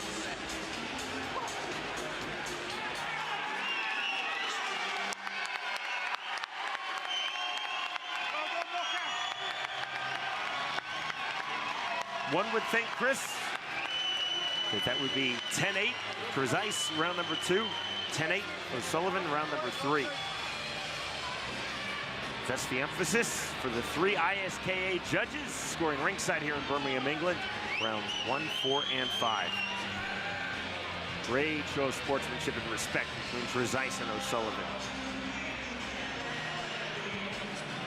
And I know a lot of people don't quite understand when there's a hometown guy. A lot of what times I feel like that was the case. Not always. Sometimes the referees and judges are Ladies and gentlemen, skewed before we go by the to the crowd. decision, let's have a big round of applause for these 2 warriors.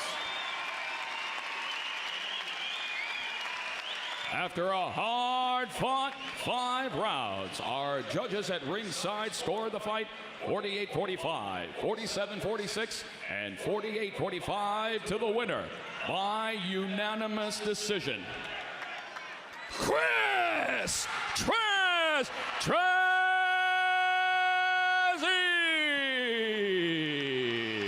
And I felt like it was the pressure, the accuracy, the counter striking that did the job in this fight. He looked very good, very composed for this fight. Well fought in defeat for Paul O'Sullivan. He definitely had his moments. He recorded the knockdown in round 3 and well fought in victory. And this is BKFC debut for KRZYSZTOF, dropping O'Sullivan in round 2 and then getting the scores from all 3 judges. The winner by way of unanimous decision, KRZYSZTOF defeats Paul O'Sullivan.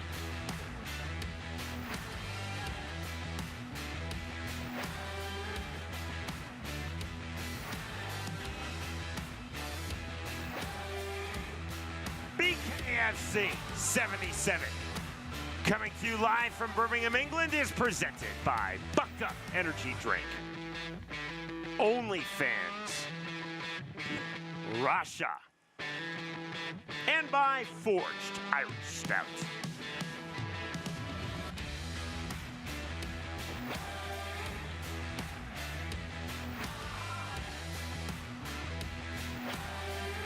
Saturday, August 2nd, it's bikes, babes, and brawls when the world's most exciting combat sport, Bare Knuckle Fighting Championship, returns to the legendary Sturgis Motorcycle Rally. In the co-main event, Taylor Killer B. Starling is back in Sturgis by popular demand to fight the fierce Shelby Boom Boom Cannon. Then, in the main event, Gogo Slavesky puts his perfect record on the line against the wild, unfiltered Julian Let Me Bang Lane for the vacant welterweight championship of the world. Watch it live only on DAZN. Sign up now at DAZN.com.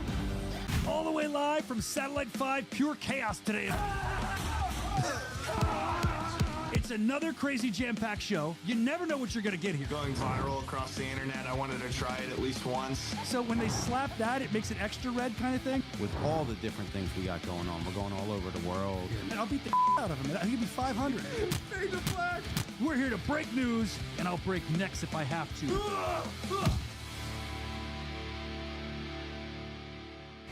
To the heavyweight division we go. Our tale of the tape is presented by Blackout Coffee for Ty Tetley versus Krzysztof Wisniewski. And you can see Wisniewski with a 3-inch height advantage, but that's an exact same reach. Sometimes I even feel like it's an advantage for the shorter guy to land those overhand rights and lefts.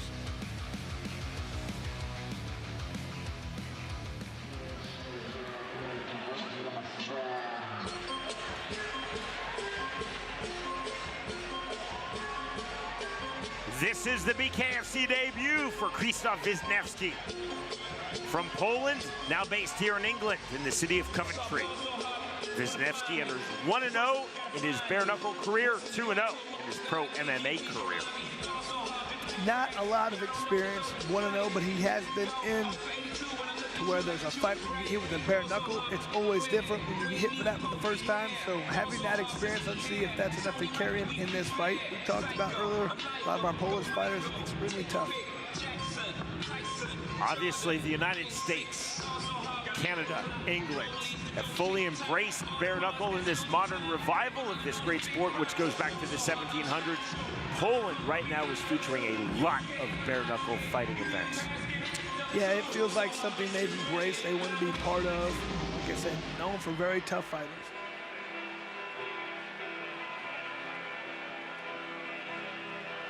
From Nottingham, England, Ty Tetley, now set for his bare knuckle fighting championship debut.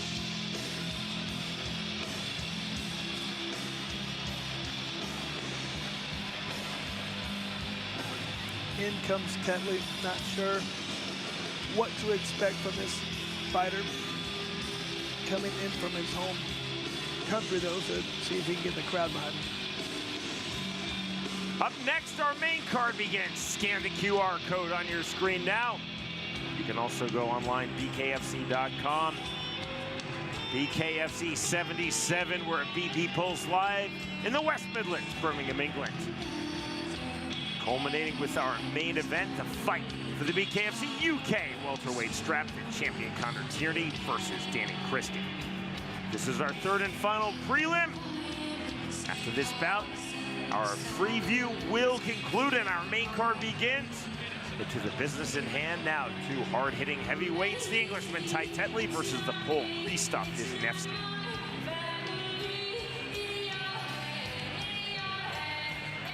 To get this heavyweight bout started, Jeff Houston. Ladies and gentlemen, we are set for the next fight of the night. Scheduled for 5 two-minute rounds in the heavyweight division. Presented to you by Blackout Coffee Company. Introducing to you first, fighting out of the red corner. Tonight he wears black and gold. He stands 6 feet 3 inches tall. His official weight, 227.2 pounds. His MMA record stands at 2-0, and tonight makes his BKFC debut. Fighting out of Coventry, England. Here is CHYLINSKI, big man, Wisniewski.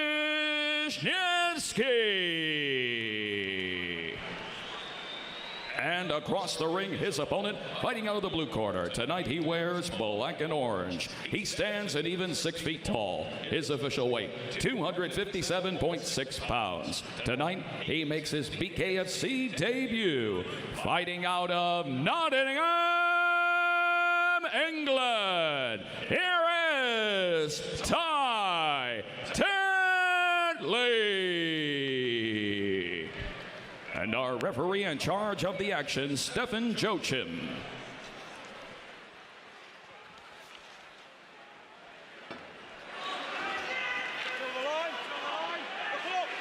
Round number one. Black and orange trunks for the Englishman, Ty Tetley. Black and yellow trunks for the Pole, now based here in England, Krzysztof Wisniewski. Lead left hook not there for Tetley. Only on the 1-2, can't find the entry, resetting on the outside.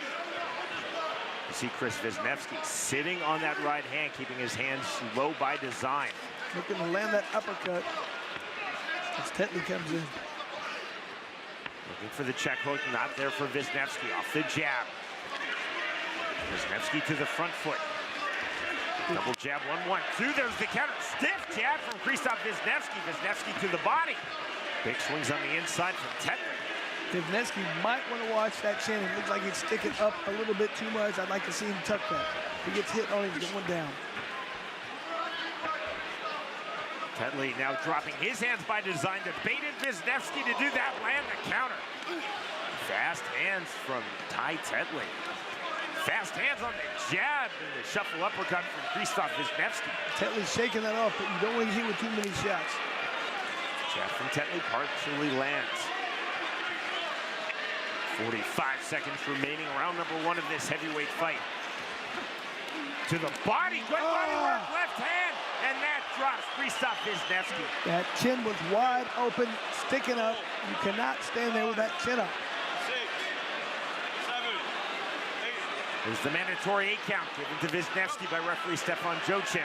Tetley coming for the knockout immediately. Feels like he has him hurt. Right hand, there's the counter on the right hand to the inside. Heavy in the clinch. Driving pressure from the pole, Wisniewski. I don't know if you saw that. Sounds like Wisniewski was looking to throw a good punch, but his right hand got caught in the rope. Left hook, there's the right hand from the Englishman. Another big right hand from Tetley. Tetley on the level change. Left hand, right hand. Wisniewski's got to get that chin down. It's too upright, too wide open. Easy to hit, easy target. Next stop, round 2. I think Wisniewski was very fortunate that round ended. Good body punch, chin up. Just a nice left hand by Tetley. And I love the body work at the beginning. Downstairs, upstairs will be open. Didn't look like it did too much damage. Just a good flush punch that landed right on the butt. Ty Tetley weighed in at 257.6 pounds. And he is showing really fast hands for a big heavyweight, Kris. Absolutely very fast. Let's see, being a little bit bigger if he doesn't slow down a little bit.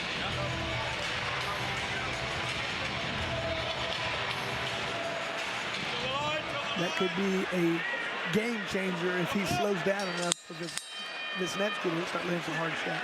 Round 2. Left hand immediately from Tetley. Right hand, left hand. Another left hand from Krzysztof Wisniewski. Wisniewski, clean right hand on the entry. That was a nice straight right. See the slight swelling under Wisniewski's right eye. You can see that Philly shell style that Tetley's trying to do. This is not the sport for them. He might be careful. Right hand again, swinging a miss with the left hand from Ty Tetley. Tetley on the left hand. Wisniewski trying to enter off of the jab. Left hand again on the exit from Tetley. 80 seconds remaining, round 2.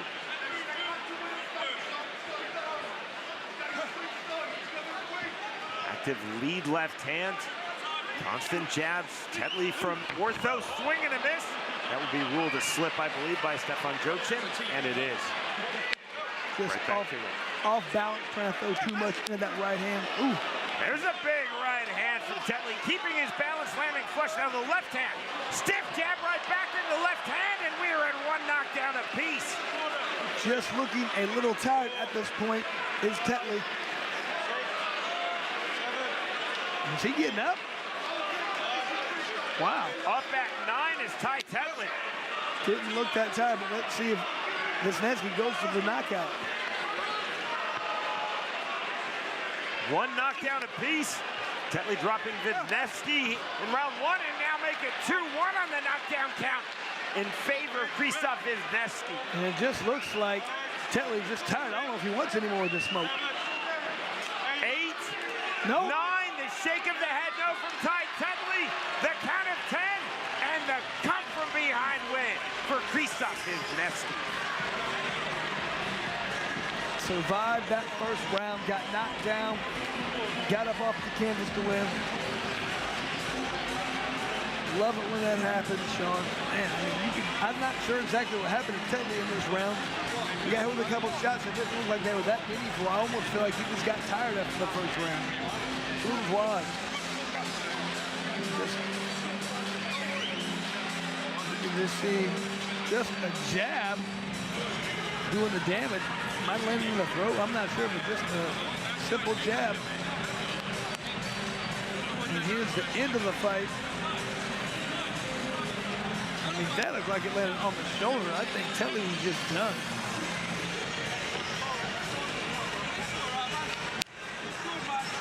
Nice sportsmanship between Ty Tetley and the victor, KRZYSZTOF Wisniewski. Tetley, excellent body work.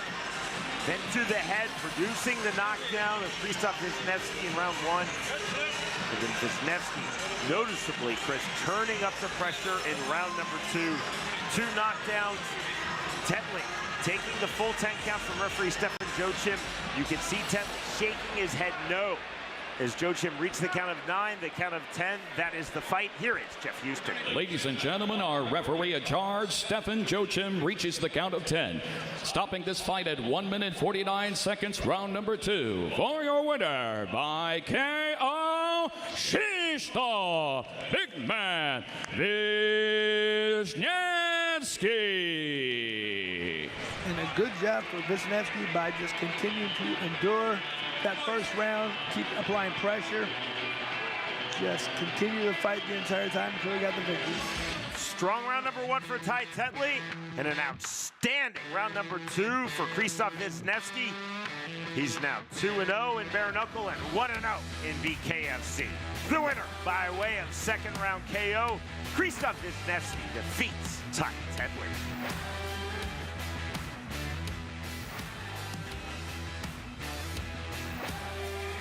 Saturday, July 12th, Bare Knuckle Fighting Championship returns with another explosive night of action. In the main event, the unbeaten knockout artist Leonardo Perdomo goes toe-to-toe with the former champ Arnold Adams in a heavyweight clash. In the co-main event, an interim flyweight world champion will be crowned as fan favorite G the Cutman Perez battles the undefeated legend Andrew Strode.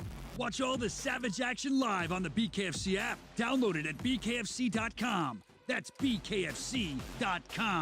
Friday, July 25th, Bare Knuckle Fighting Championship comes back home to Philly with a wild night of bare knuckle brawls, passionate fans, and non-stop action. In the main event, combat sports vet Dustin the Disciple Peg fights the undefeated Ryan Peterson. The co-main event, straight savage female fisticuffs. Rosa Venom Rodriguez takes on Gabrielle Roman. Plus, don't miss the return of South Philly's favorite son, Johnny Cannoli. Watch it live on the BKFC app. Download it at bkfc.com. That's bkfc.com. Really intriguing bout at 175 pounds. The numbers presented by Bucked Up Energy Drink for George Thorpe versus Matt Bygraves. And Thorpe enjoying a 4-inch height advantage as well as a 4-inch reach advantage. Pretty good reach, 78 for someone of this weight class. Let's see if Thorpe knows how to use it properly.